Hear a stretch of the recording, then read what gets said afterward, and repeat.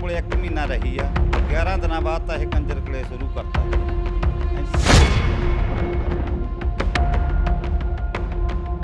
ਇੱਕ ਵਾਰੀ ਤਾਂ ਜੋ ਮੇਰਾ ਸਾਲਾ ਮੇਰੇ ਛੁੱਟੀ ਚੱਕ ਕੇ ਮੈਨੂੰ ਕੁੱਟਣ ਨੂੰ ਵੀ ਤਿਆਰ ਹੋ ਗਿਆ ਸੀ। ਕਹਿੰਦੇ ਅਸੀਂ ਇੱਥੇ ਬੰਦੇ ਸਾਦੇ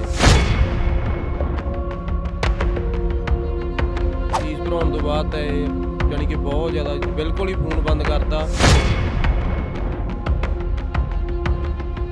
ਸਤਿ ਸ਼੍ਰੀ ਅਕਾਲ ਜੀ, ਤੁਸੀਂ ਦੇਖ ਰਹੇ ਹੋ ਹਮਦਰਦ ਟੀਵੀ ਤੇ ਮੈਂ ਹਾਂ ਕੁਲਦੀਪ ਘੋਲੀਆ। ਦਰਸ਼ਕੋ, ਲਗਾਤਾਰ ਪੰਜਾਬ ਦੇ ਪੜ੍ਹੇ ਲਿਖੇ ਨੌਜਵਾਨ ਵਿਦੇਸ਼ਾਂ ਨੂੰ ਰੁੱਖ ਕਰ ਰਹੇ ਆ।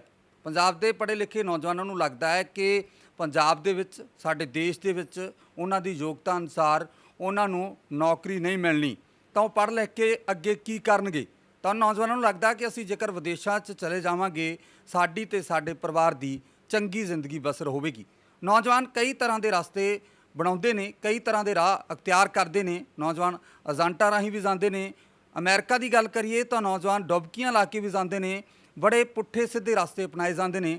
ਪਿਛਲੇ ਕੁਝ ਸਮੇਂ ਤੋਂ ਜ਼ਿਆਦਾਤਰ ਪੰਜਾਬ ਦੇ ਨੌਜਵਾਨ ਲੜਕੇ ਆਈਲਟਸ ਕੀਤੀਆਂ ਲੜਕੀਆਂ ਲੱਭਦੇ ਨੇ। ਗਰੀਬ ਘਰਾਂ ਤੋਂ ਲੜਕੀਆਂ ਹੁੰਦੀਆਂ ਨੇ ਤਾਂ ਉਹਨਾਂ 'ਤੇ ਖਰਚਾ ਕੀਤਾ ਜਾਂਦਾ ਹੈ। ਸੌਦਾ ਤੈਅ ਹੁੰਦਾ ਹੈ ਕਿ ਲੜਕੀ ਵਿਦੇਸ਼ ਚਲੀ ਜਾਵੇਗੀ, ਆਸਟ੍ਰੇਲੀਆ ਜਾਂ ਕੈਨੇਡਾ ਚਲੀ ਜਾਵੇਗੀ। ਇਸ ਤੋਂ ਬਾਅਦ ਲੜਕਾ ਲਗਾਤਾਰ ਫੀਸਾਂ ਭਰਦਾ ਰਹੇਗਾ ਅਤੇ ਫਿਰ ਬਾਅਦ ਦੇ ਵਿੱਚ ਲੜਕਾ ਅਤੇ ਉਸ ਦਾ ਪਰਿਵਾਰ ਵਿਦੇਸ਼ ਚਲਾ ਜਾਵੇਗਾ।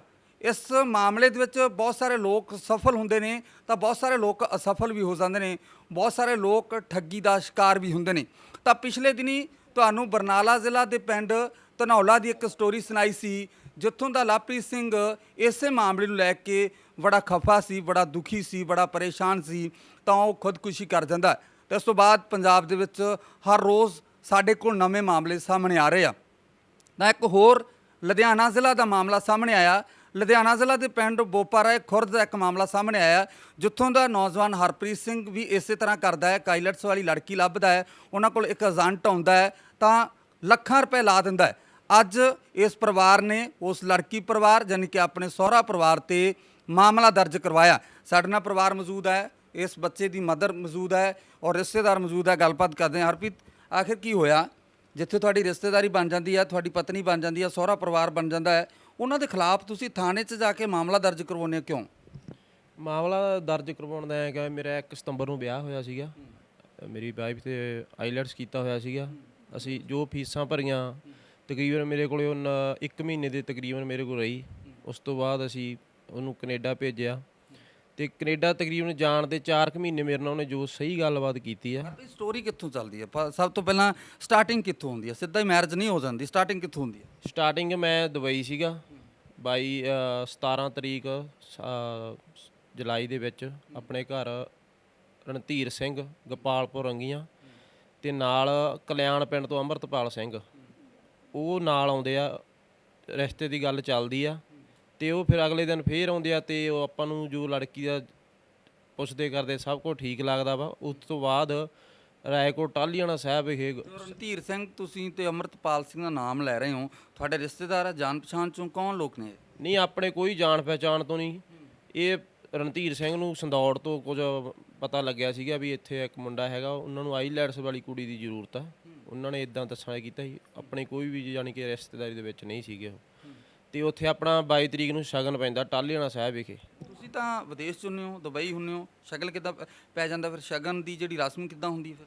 ਨਹੀਂ, ਇਹ ਮੈਨੂੰ ਫੋਨ ਰਾਹੀਂ ਦੱਸਿਆ ਜਾਂਦਾ ਨਾ, ਮੈਂ ਤਾਂ ਬਾਹਰ ਸੀਗਾ, ਇੱਥੇ ਯਾਨੀ ਕਿ ਸ਼ਗਨ ਪੈਂਦਾ, ਮੇਰੀ ਵੀਡੀਓ ਕਾਲ ਰਾਹੀਂ ਗੱਲਬਾਤ ਹੁੰਦੀ ਆ। ਅਤੇ ਉਸ ਤੋਂ ਬਾਅਦ ਮੈਂ ਤਕਰੀਬਨ ਉਸੇ ਦਿਨ ਹੀ ਸ਼ਗਨ ਪੈਕ ਤੋਂ ਬਾਅਦ ਆਪਾਂ ਉਹਦੇ ਅਕਾਊਂਟ 'ਚ ਪੈਸੇ ਪਾਉਂਦੇ ਆ। ਮੈਂ ਤਕਰੀਬਨ 1 ਮਹੀਨੇ ਬਾਅਦ ਉੱਥੋਂ ਦੁਬਈ ਤੋਂ ਵਾਪਸ ਆਉਣਾ ਵਾ। ਤੁਸੀਂ ਪੈਸੇ ਪਾਉਂਦੇ ਹੋ ਜਾਂ ਤੁਹਾਡਾ ਪਰਿਵਾਰ ਪਾਉਂਦਾ? ਪਰਿਵਾਰ ਪਾਉਂਦੇ ਆ। ਮੰਮੀ ਗੱਲਬਾਤ ਹੁੰਦੀ ਆ ਸ਼ਗਨ ਤੋਂ ਪਹਿਲਾਂ? ਕੋਈ ਗੱਲਬਾਤ ਜ਼ਰੂਰ ਹੁੰਦੀ ਹੋਊ, ਫਿਕਸ ਹੁੰਦੀ ਹੋਊ ਗੱਲਬਾਤ ਕਿ ਇਸ ਤਰ੍ਹਾਂ ਆਹ ਕਰਾਂਗੇ, ਇੰਨੇ ਪੈਸੇ ਪਾਵਾਂਗੇ, ਇਹ ਕੁਝ ਹੋਊਗਾ। ਕੀ ਹੁੰਦੀ ਗੱਲਬਾਤ? ਉਹ ਕਹਿੰਦੇ ਵੀ ਇਹਦੇ ਜਿਹੜੀਆਂ ਫੀਸਾਂ ਤੁਸੀਂ ਭਰਨੀਆਂ, ਇੰਨਾ ਖਰਚ ਆਉਣਾ। ਇੱਕ ਕੰਟੈਕਟ ਮੈਰਿਜ ਹੁੰਦੀ ਆ ਵੀ 30 ਲੱਖ ਰੁਪਈਆ ਖਰਚ ਆਉਣਾ ਇਹ 'ਤੇ, ਜੋ ਸਾਡੇ ਤੋਂ ਪਹਿਲਾਂ ਹੀ ਲਿੱਤਾ ਜਾਂਦਾ ਵਾ ਸਾਡੇ ਪਰਿਵਾਰ ਤੋਂ। ਅਤੇ ਉਸ ਤੋਂ ਬਾਅਦ ਥੋੜ੍ਹੇ ਦਿਨਾਂ ਬਾਅਦ ਆਪਣੇ ਗੱਲਬਾਤ ਹੁੰਦੀ ਆ ਵੀ ਉਹਦਾ ਵੀਜ਼ਾ ਆਉਣਾ ਵਾ।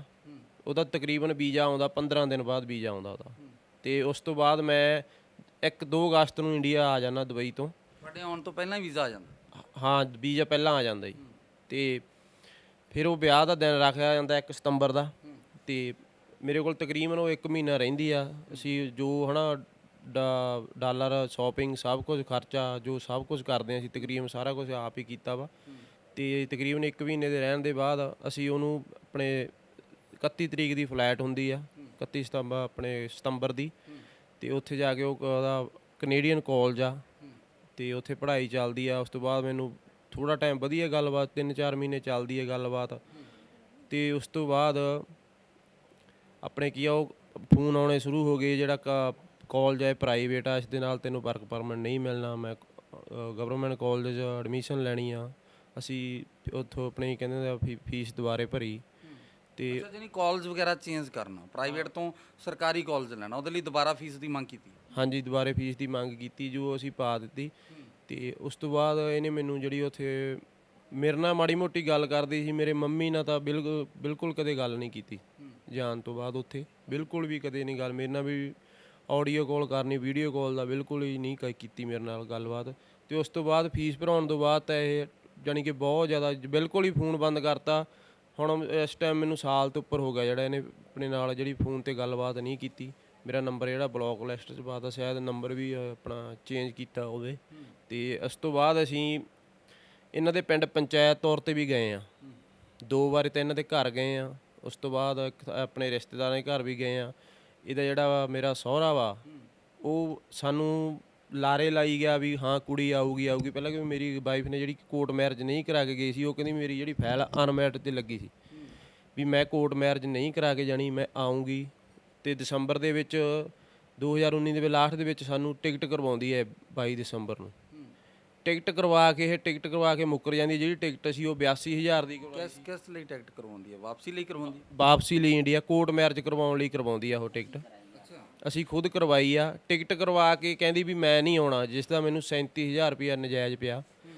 ਤੇ ਉਸ ਤੋਂ ਬਾਅਦ ਜਦੋਂ ਇਹ ਗੱਲ ਕਰਨ ਥੋੜ੍ਹਾ ਜਿਹਾ ਇਸ ਦੇ ਪਿੰਡ ਵੀ ਜਾਂਦੇ ਆ, ਇਹਦੇ ਡੈਡੀ ਕਹਿੰਦਾ ਵੀ ਆਊਗੀ ਕੁੜੀ ਆਊਗੀ, ਹੈ ਨਾ। ਜਦੋਂ ਫੋਨ 'ਤੇ ਗੱਲਬਾਤ ਨਹੀਂ ਕਰਦੇ ਨਾ, ਇਹ ਵਿਆਹ ਤੋਂ ਬਾਅਦ ਸਾਡੇ ਘਰ ਇਹਦਾ ਡੈਡੀ ਗੱਲਬਾਤ ਹੋਈ ਸੀ ਜਦੋਂ ਮੈਰਿਜ ਰਜਿਸਟਰ ਕਰਵਾਉਣ ਦੀ ਗੱਲਬਾਤ ਹੁੰਦੀ ਹੈ ਜਾਂ ਫਿਰ ਟਿਕਟ ਕਰਵਾਉਣੇ ਹੋ, ਤੁਹਾਡੀ ਲੜਕੀ ਦੇ ਨਾਲ ਗੱਲਬਾਤ ਹੋਈ ਕਿ ਤੇਰੀ ਅਸੀਂ ਟਿਕਟ ਕਰਵਾ ਰਹੇ ਹਾਂ, ਟਿਕਟ ਬਹੁਤ ਮਹਿੰਗੀ ਕਰਵਾ ਰਹੇ ਹਾਂ, ਕਿ ਵਾਪਸ ਆਏਗੀ, ਕਿੰਨੇ ਦਿਨ ਵਾਸਤੇ ਆਏਗੀ, ਕਿੰਨਾ ਟਾਈਮ ਰੁਕੇਗੀ, ਤੁਹਾਡੀ ਸਟੱਡੀ ਦਾ ਕੀ ਬਣੂਗਾ ਪਿੱਛੇ?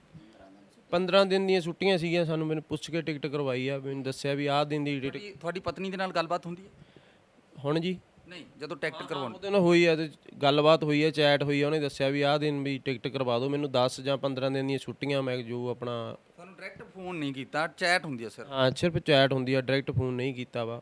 ਤੇ ਆਪਣੇ ਪੁੱਛ ਕੇ ਮੈਂ ਟਿਕਟ ਕਰਵਾਈ ਆ। ਬਾਅਦ 'ਚੋਂ 2 ਦਿਨਾਂ ਬਾਅਦ ਹੀ ਮੈਨੂੰ ਜਵਾਬ ਦੇ ਦਿੱਤਾ ਦਾ ਵੀ ਮੈਂ ਇੰਡੀਆ ਨਹੀਂ ਆ ਸਕਦੀ, ਜਿਸ ਦਾ ਮੈਨੂੰ ਟਿਕਟ ਕੈਂਸਲ ਕਰਵਾਉਣ ਦਾ 37,000 ਰੁਪਇਆ ਨਜਾਇਜ਼ ਪਿਆ। ਤੇ ਉਸ ਤੋਂ ਜਿਹੜੀ ਆਪਣੀ ਪਹਿਲਾਂ ਹੀ ਗੱਲ ਕਰਦੇ ਵੀ ਇਹਨਾਂ ਦੇ ਘਰ ਵੀ ਗਏ, ਹੈ ਨਾ। ਇਹਦਾ ਜਿਹੜਾ ਘਰੇ ਗਏ ਆ, ਡੈਡੀ ਕਹਿੰਦਾ ਸੀ ਹਾਂ ਕੁੜੀ ਆਊਗੀ, ਸਾਨੂੰ ਲਾਰੇ ਲਾਏ ਗਏ। ਐਂ ਕਹਿੰਦਾ ਸੀ ਮੈਂ ਸਿਰਫ ਇੱਕ ਬੰਦੇ ਨਾਲ ਗੱਲ ਕਰਨੀ ਹੈ, ਅਸੀਂ ਵੀ ਪੰਚਾਇਤ ਤੌਰ 'ਤੇ ਗਏ, ਇਕੱਠ ਨਹੀਂ ਕਰਨਾ। ਤੇ ਉਸ ਤੋਂ ਬਾਅਦ ਅਸੀਂ ਰਾਏਕੋਟ ਥਾਣੇ 'ਚ ਇੱਕ ਜਾਣੀ ਕਿ ਕੰਪਲੇਂਟ ਦਿੱਤੀ ਵੀ ਇਦਾਂ ਦਾ ਕਰਕੇ ਸਾਡਾ ਆਹ ਚੱਕਰ ਪਿਆ। ਤੇ ਇਹਦਾ ਮੇਰਾ ਜਿਹੜਾ ਸਹੁਰਾ ਆਉਂਦਾ ਨਾਲ, ਉੱਥੋਂ ਦਾ ਮੌਜੂਦਾ ਸਰਪੰਚ ਵੀ ਆਉਂਦਾ। ਉੱਥੇ ਇੱਕ ਗੱਲ ਹੋਈ ਵੀ ਤੁਹਾਡੀ ਕੁੜੀ ਆਊਗੀ ਤਾਂ, ਹੈ ਨਾ, ਵੀ ਇੱਥੇ ਕੁੜੀ ਤੁਹਾਡੀ ਆ ਰਹੀ ਹੈ ਜਾਂ ਨਹੀਂ ਆ ਰਹੀ। ਇਹਨਾਂ ਨੂੰ 2 ਦਿਨ ਦਾ ਟਾਈਮ ਦਿੱਤਾ। ਉੱਥੇ ਇਹਨਾਂ ਨੇ ਲਿਖਤੀ ਕਰ ਲਿਆ ਸੀ ਵੀ ਸਾਡੀ ਕੁੜੀ 22 ਤਰੀਕ ਤੋਂ ਜਾਂ 24 ਤਰੀਕ ਤੱਕ ਆਊਗੀ ਅਗਲੇ ਮਹੀਨੇ। ਤੇ ਉੱਥੋਂ ਬਾਅਦ ਇਹ 3-4 ਦਿਨਾਂ ਬਾਅਦ ਸਾਨੂੰ ਫੇਰ ਫੋਨ ਆ ਜਾਂਦਾ, ਇਹ ਸਾਈਨ ਕਰਕੇ ਆਉਂਦੇ ਆ ਕਿ ਐਗਰੀਮੈਂਟ 'ਤੇ ਵੀ ਹਾਂ ਸਾਡੀ ਕੁੜੀ ਆਊਗੀ। ਉਸ ਤੋਂ ਬਾਅਦ 4 ਦਿਨਾਂ ਬਾਅਦ ਸਾਨੂੰ ਸਰਪੰਚ ਸਾਹਿਬ ਦਾ ਫੋਨ ਆਉਂਦਾ ਵੀ ਕੁੜੀ ਜਿਹੜੀ ਵੀ ਨਹੀਂ ਆ ਸਕਦੀ, ਜੋ ਤੁਸੀਂ ਕਾਰਵਾਈ ਕਰਨੀ ਹੈ ਕਰ ਲਓ। ਉਸ ਤੋਂ ਬਾਅਦ ਅਸੀਂ ਆਪਣੇ ਜਗਰਾਉਂ ਜ਼ਿਲ੍ਹਾ ਦਿਹਾਤੀ ਦੇ ਵਿੱਚ ਕੰਪਲੇਂਟ ਕੀਤੀ। ਉੱਥੇ 9 ਬੰਦਿਆਂ ਦੇ ਖਿਲਾਫ ਜਿਹੜੀ ਬਰਾਂਡ ਦਿੱਤੇ ਕੰਪਲੇਂਟ ਕੀਤੀ। ਉਹਨਾਂ ਦੇ ਵਿੱਚ ਇਹਨਾਂ ਦੇ ਵਿੱਚ 4 ਦੇ ਪਰਚਾ ਹੋਇਆ, 5 ਜਣਿਆਂ ਦਾ ਜਿਹੜਾ ਕਾਰਵਾਈ ਪੁਲਿਸ ਨੇ ਨਹੀਂ ਕੀਤੀ। ਤੇ ਜਿਹੜਾ ਇਹ ਤਫਤੀਸ਼ ਚੱਲੀ ਆ ਘੱਟੋ ਘੱਟ 6 ਮਹੀਨਿਆਂ ਬਾਅਦ ਪੂਰੀ ਇਨਕੁਆਇਰੀ ਹੋ ਕੇ ਪੂਰੇ ਪ੍ਰੂਫ ਵਿਦ ਪ੍ਰੂਫ, ਜਿੱਥੋਂ ਅਸੀਂ ਪੈਸੇ ਲਏ ਆ, ਜਿਹੜੀਆਂ ਫੀਸਾਂ ਭਰੀਆਂ, ਜੋ ਸ਼ਾਪਿੰਗ ਹੈ ਨਾ, ਜੋ ਟਿਕਟਾਂ ਟੂਟਾਂ ਕਰਾਈਆਂ, ਸਾਰੇ ਪ੍ਰੂਫ ਹੀ ਦਿੱਤੇ ਆ। ਤਕਰੀਬਨ 6 ਮਹੀਨੇ ਦੇ ਬਾਅਦ ਇਹਨਾਂ ਦੇ ਪਰਚਾ ਹੋਇਆ ਵਾ। ਇਹ ਗੱਲ ਤਾਂ ਹਰਪ੍ਰੀਤ, ਸਹੁਰਾ ਪਰਿਵਾਰ ਦੇ ਵਿੱਚ ਕੌਣ ਕੌਣ ਆ ਤੁਹਾਡੇ? ਔਰ ਸਹੁਰਾ ਪਰਿਵਾਰ ਦਾ ਆਉਣ ਜਾਣ, ਕਿਉਂਕਿ ਰਿਸ਼ਤੇਦਾਰੀ ਬਣ ਜਾਂਦੀ ਤੁਹਾਡੀ, ਸਹੁਰਾ ਪਰਿਵਾਰ ਹੋ ਗਿਆ, ਉਹਨਾਂ ਦੀ ਬੱਚੀ ਵਿਆਹੀ ਹੈ ਇੱਥੇ, ਤਾਂ ਤੁਹਾਡੀ ਘਰ ਵਾਲੀ ਦੇ ਇੱਥੇ ਸਹੁਰੇ ਆ, ਤਾਂ ਤੁਹਾਡੇ ਸਹੁਰਾ ਪਰਿਵਾਰ ਦਾ ਆਉਣ ਜਾਣ ਬਾਅਦ ਦੇ ਵਿੱਚ ਹੈ, ਸੰਪਰਕ 'ਚ ਰਹਿੰਦੇ ਆ ਕਿ ਨਹੀਂ? ਸਹੁਰੇ ਪਰਿਵਾਰ ਦੇ ਵਿੱਚ ਮੇਰੀ ਜਿਹੜੀ ਘਰ ਵਾਲੀ ਆ ਇਕੱਲੀ ਆ, ਇੱਕ ਸਾਲਾ ਜੀ, ਸੱਸ ਸਹੁਰਾ ਵਾ, ਤੇ ਮੇਰੀ ਘਰ ਵਾਲੀ ਦਾ ਜਿਹੜਾ ਦਾਦਾ ਵਾ।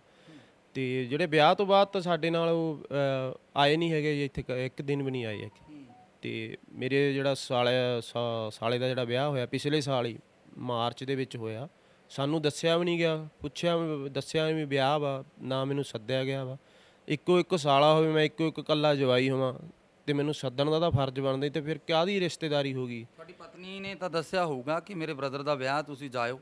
ਨਹੀਂ, ਪਤਨੀ ਨੇ ਦੱਸਿਆ ਨਹੀਂ ਮੈਨੂੰ, ਤਾਂ ਬਿਲਕੁਲ ਨਹੀਂ ਦੱਸਿਆ ਵੀ ਮੇਰੇ ਭਰਾ ਦਾ ਵਿਆਹ ਜਾਂ ਅੰਗੇਜਮੈਂਟ ਹੋ ਰਹੀ ਆ, ਤੁਸੀਂ ਜਾਣਾ, ਬਿਲਕੁਲ ਹੀ ਨਹੀਂ ਦੱਸਿਆ ਸਾਨੂੰ।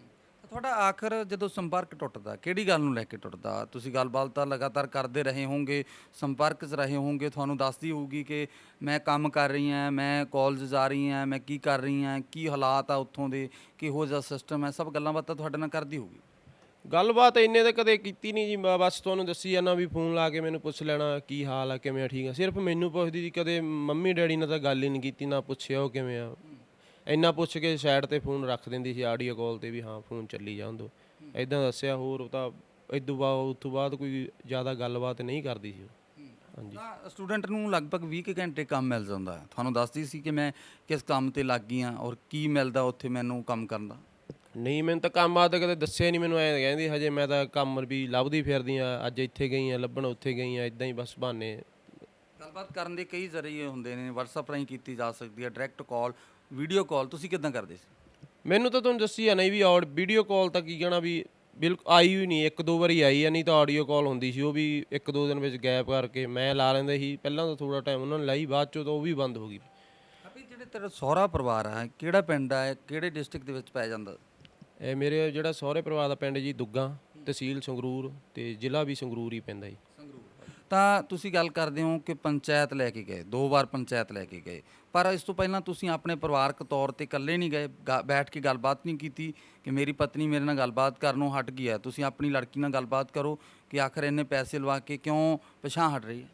ਹਾਂਜੀ, ਕਰੀ ਸੀ ਗੱਲਬਾਤ ਹੀ, ਫੋਨ ਤੇ ਵੀ ਕਰੀ ਸੀ, ਉੱਦਾਂ ਵੀ ਇੱਕ ਵਾਰੀ ਅਸੀਂ ਗਏ ਸੀਗੇ। ਜਦੋਂ ਹੁਣ ਚਲੋ ਆਪਾਂ ਨਾ ਦੇਖਦੇ ਵੀ ਕਿਹਾ ਸੀ ਵੀ ਉਹ ਫੋਨ ਨਹੀਂ ਕਰਦੀ ਮੈਨੂੰ, ਤੇ ਉਹ ਕਹਿੰਦੇ ਸੀ ਹਾਂ ਫੋਨ ਕਰਿਆ ਕਰੂ ਤੈਨੂੰ, ਲਗਾਤਾਰ ਫੋਨ ਕਰੂ। ਥੋੜਾ ਟਾਈਮ ਅਸੀਂ ਦੇਖਿਆ ਤੇ ਉਸ ਤੋਂ ਬਾਅਦ ਹੀ ਅਸੀਂ ਪੰਚਾਇਤ ਦੇ ਤੌਰ ਤੇ ਗਏ। ਸਾਨੂੰ ਵੀ ਉੱਥੇ ਸਿੱਧਾ ਨਹੀਂ ਬੋਲਦੇ ਸੀ, ਧਮਕੀਆਂ ਦਿੰਦੇ ਸੀ ਸਾਨੂੰ। ਇੱਕ ਵਾਰੀ ਤਾਂ ਜੋ ਮੇਰਾ ਸਾਲਾ ਮੇਰੇ ਛੋਟੀ ਚੱਕ ਕੇ ਮੈਨੂੰ ਕੁੱਟਣ ਨੂੰ ਵੀ ਤਿਆਰ ਹੋ ਗਿਆ ਸੀ, ਕਹਿੰਦੇ ਅਸੀਂ ਇੱਥੇ ਬੰਦੇ ਸਾਧਦੇ ਹਾਂ। ਕੀ ਕਾਰਨ, ਐਡੀ ਵੱਡੀ ਨੌਬਤ ਕਿਉਂ ਆ ਗਈ? ਉਸ ਕਹਿੰਦੇ ਵੀ ਬਸ ਉੱਦਾਂ ਹੀ ਸਾਡੀ ਕੁੜੀ ਤੇ ਇਲਜ਼ਾਮ ਲਾਉਨੇ ਆ, ਇਹ ਉਹ ਚੱਕਰਾਂ ਕਰਕੇ। ਸਹੀ ਤਰ੍ਹਾਂ ਤਰੀਕੇ ਨਾਲ ਬੋਲਦੇ ਨਹੀਂ, ਜਿਵੇਂ ਬੰਦਾ ਕਹਿੰਦੇ ਨਾ ਘਰ ਵੜਦੇ ਆ ਤੇ ਮੱਥੇ ਤੇ ਔੜੀਆਂ ਪਾ ਲੈਂਦੇ ਵੀ ਇਹ ਕਿਉਂ ਆ ਗਏ, ਇਹੋ ਜਿਹਾ ਉਹਨਾਂ ਦਾ ਕੰਮ ਸੀਗਾ। ਤੁਸੀਂ ਦੁਬਈ ਗਏ ਹੋ, ਕਿੰਨਾ ਸਮਾਂ ਉੱਥੇ ਰਹੇ ਹੋ, ਔਰ ਇੱਥੇ ਪੰਜਾਬ ਦੀ ਗੱਲਬਾਤ ਕਰੀਏ, ਤੁਹਾਡੇ ਕੋਲੇ ਪ੍ਰਾਪਰਟੀ ਕਿੰਨੀ ਕੁ ਹੈ ਔਰ ਤੁਹਾਡੇ ਸਹੁਰਾ ਪਰਿਵਾਰ ਦਾ ਕੀ ਬਿਜ਼ਨਸ ਹੈ, ਕਿੰਨੀ ਪ੍ਰਾਪਰਟੀ ਉਹਨਾਂ ਕੋਲੇ? ਮੈਂ ਜੀ ਤਕਰੀਬਨ ਦੁਬਈ 2018 ਦੇ ਵਿੱਚ ਗਿਆ, ਮਈ ਦੇ ਮਹੀਨੇ ਦੇ ਵਿੱਚ। ਉੱਥੇ ਜਾ ਕੇ ਮੈਂ ਦੁਬਈ ਆਪਣਾ ਡਰਾਈਵਿੰਗ ਲਾਇਸੈਂਸ ਬਣਾਇਆ। ਮੈਂ ਟੈਕਸੀ ਦੇ ਵਿੱਚ ਹੀ ਡਰਾਈਵਿੰਗ ਕਰਦਾ ਸੀਗਾ ਤੇ ਮੈਂ ਤਕਰੀਬਨ 1.5 ਸਾਲ ਬਾਅਦ ਇੱਥੇ ਆਇਆ ਵਾਂ। ਤੇ ਆਪਣੀ ਜੇ ਬਿਜ਼ਨਸ ਦਾ ਗੱਲ ਕਰੀਏ, ਪਹਿਲਾਂ ਮੈਂ 2 ਸਾਲ ਸਾਊਦੀ ਸੀਗਾ, 3-4 ਸਾਲ ਵਾਂਗੂ ਭਰਾ ਨੂੰ ਹੋ ਗਏ ਜੀ ਦੁਬਈ। ਤੇ ਡੈਡੀ ਮੇਰੇ ਪੰਜਾਬ ਰਾਜ ਬਿਜਲੀ ਬੋਰਡ ਦੇ ਵਿੱਚ ਆ ਜਿਹੜੇ। ਹਾਂ, ਤੇ ਮੇਰੇ ਸਹੁਰੇ ਵੀ ਬਿਜ਼ਨਸ ਤਾਂ ਉਹਨਾਂ ਦਾ ਕੋਈ ਨਹੀਂ, ਜ਼ਮੀਨ 4-5 ਕਿੱਲੇ ਸੁਣਿਆ ਵਾ, ਖੇਤੀ ਕਰਦੇ ਜੀ ਬਸ। ਆਪਣੇ ਕੋਲ ਜ਼ਮੀਨ ਜਿਹੜੀ ਆਪਣੇ 2.5 ਕਿੱਲੇ ਸੀਗੀ। ਹਾਂਜੀ, ਉਹਦੇ ਵਿੱਚ ਕੁਝ ਚਰਚਾ ਚੱਲ ਰਹੀ ਹੈ, ਕਹਿੰਦੇ ਜ਼ਮੀਨ ਵੇਚੀ ਵੀ ਹੈ। ਹਾਂਜੀ, ਆਪਾਂ ਉਸ ਟਾਈਮ 5 ਕਿੱਲੇ ਆਪਣੇ 5 ਕਨਾਲਾਂ ਜ਼ਮੀਨ ਜਿਹੜੀ ਵੇਚੀ ਸੀਗੀ। ਇਹਨਾਂ ਨੂੰ ਵੇਚੀ? ਆਪਣੇ ਚਾਚਾ ਜੀ ਆ ਨਾਲ, ਉਹਨਾਂ ਦਾ ਆਪਣੇ ਇੱਥੇ ਮੇਰੇ ਫੁੱਫੜ ਜੀ ਲੱਗਦੇ ਆ ਪਿੰਡ ਮੰਗੇਵਾਲ ਤੋਂ, ਉਹਨਾਂ ਨੂੰ ਵੇਚੀ ਸੀ। ਅਭੀ ਤਾਂ ਕਿੰਨਾ ਟੋਟਲ ਖਰਚਾ ਆ ਜਾਂਦਾ? ਵੈਸੇ ਆਮ ਤੌਰ ਤੇ ਸੁਣਦੇ ਆ ਕਿ 15 ਤੋਂ 20 ਲੱਖ ਰੁਪਏ ਕੈਨੇਡਾ ਦਾ ਟੋਟਲ ਆ ਜਾਂਦਾ, GIC ਵਗੈਰਾ ਭਰ ਕੇ, ਟਿਕਟਾਂ ਤੇ ਡਾਲਰ ਸਭ ਕੁਝ। ਤੁਸੀਂ ਕਿੰਨਾ ਖਰਚ ਕਰਦੇ ਹੋ? ਆਪਣਾ ਜਿਹੜਾ ਤਕਰੀਬਨ ਫੀਸਾਂ ਭਰ ਕੇ ਹੋਰ ਹਨਾ ਵਿਆਹ ਤੇ ਜਿਹੜਾ ਸਾਰਾ ਤਕਰੀਬਨ ਖਰਚਾ 50,60,000 ਰੁਪਇਆ ਆਇਆ ਜੀ। ਬਹੁਤ ਵੱਡੀ ਰਕਮ ਹੈ, ਤੁਸੀਂ ਅੱਧਾ ਕਰੋੜ ਰੁਪਈਆ ਲਾ ਦਿੰਦੇ ਹੋ, ਐਡੀ ਵੱਡੀ ਰਕਮ ਕਿਵੇਂ ਲੱਗ ਜਾਂਦੀ ਹੈ? ਐਡੀ ਵੱਡੀ ਰਕਮ ਇਦਾਂ ਸੀਗਾ, ਮੇਰੀ ਘਰ ਵਾਲੀ ਦੇ ਪਹਿਲਾਂ ਤਾਂ ਜਦੋਂ ਮੇਰੀ ਅੰਗੇਜਮੈਂਟ ਹੋ ਗਈ ਕੁਝ ਵੀ ਨਹੀਂ ਦੱਸਿਆ ਸੀ ਜੋ ਗੱਲਬਾਤ ਆ। ਜਦੋਂ ਮੈਂ ਦੁਬਈ ਤੋਂ ਆ ਗਿਆ ਤਕਰੀਬਨ 15 ਦਿਨ ਬਾਅਦ ਸਾਨੂੰ ਮਿਲਣ ਹੀ ਬੁਲਾਇਆ ਵੀ ਚਲੋ ਤੂੰ ਬਾਹਰ ਸੀਗਾ, ਫੇਰ ਹੀ ਸ਼ਗਨ ਪਿਆ, ਤੁਸੀਂ ਆਪਸ ਵਿੱਚ ਉੱਥੇ ਬੈਠ ਕੇ ਗੱਲਾਂ ਬਾਤਾਂ ਕਰ ਲਓ। ਤੇ ਉੱਥੇ ਉਦੋਂ ਬਾਅਦ ਮੈਨੂੰ ਘਰ ਵਾਲੇ ਨੇ ਦੱਸਿਆ ਵੀ ਹੁਣ ਜਦੋਂ ਉਹਨਾਂ ਨੇ ਵੀਜ਼ਾ ਦੱਸਿਆ ਵੀ ਵੀਜ਼ਾ ਆ ਗਿਆ ਤੇ ਉਹਨਾਂ ਨੂੰ ਇੰਨੇ ਪੈਸੇ ਦੇਣੇ ਆ, 23 ਲੱਖ ਰੁਪਈਆ ਦੱਸਿਆ ਉਹਨਾਂ ਨੇ, ਜਿਹੜਾ ਆਪਾਂ ਉਹਦੇ ਅਕਾਊਂਟ 'ਚ ਜਿਸ ਦਿਨ ਸ਼ਗਨ ਪਿਆ ਸੀਗਾ, ਘਰਦਿਆਂ ਨੇ ਸ਼ਗਨ ਪਾਇਆ, ਮੈਂ ਤਾਂ ਬਾਹਰ ਸੀਗਾ, 9,75,000 ਪਾਇਆ ਸੀ ਇੱਕ semester the fees with GIC।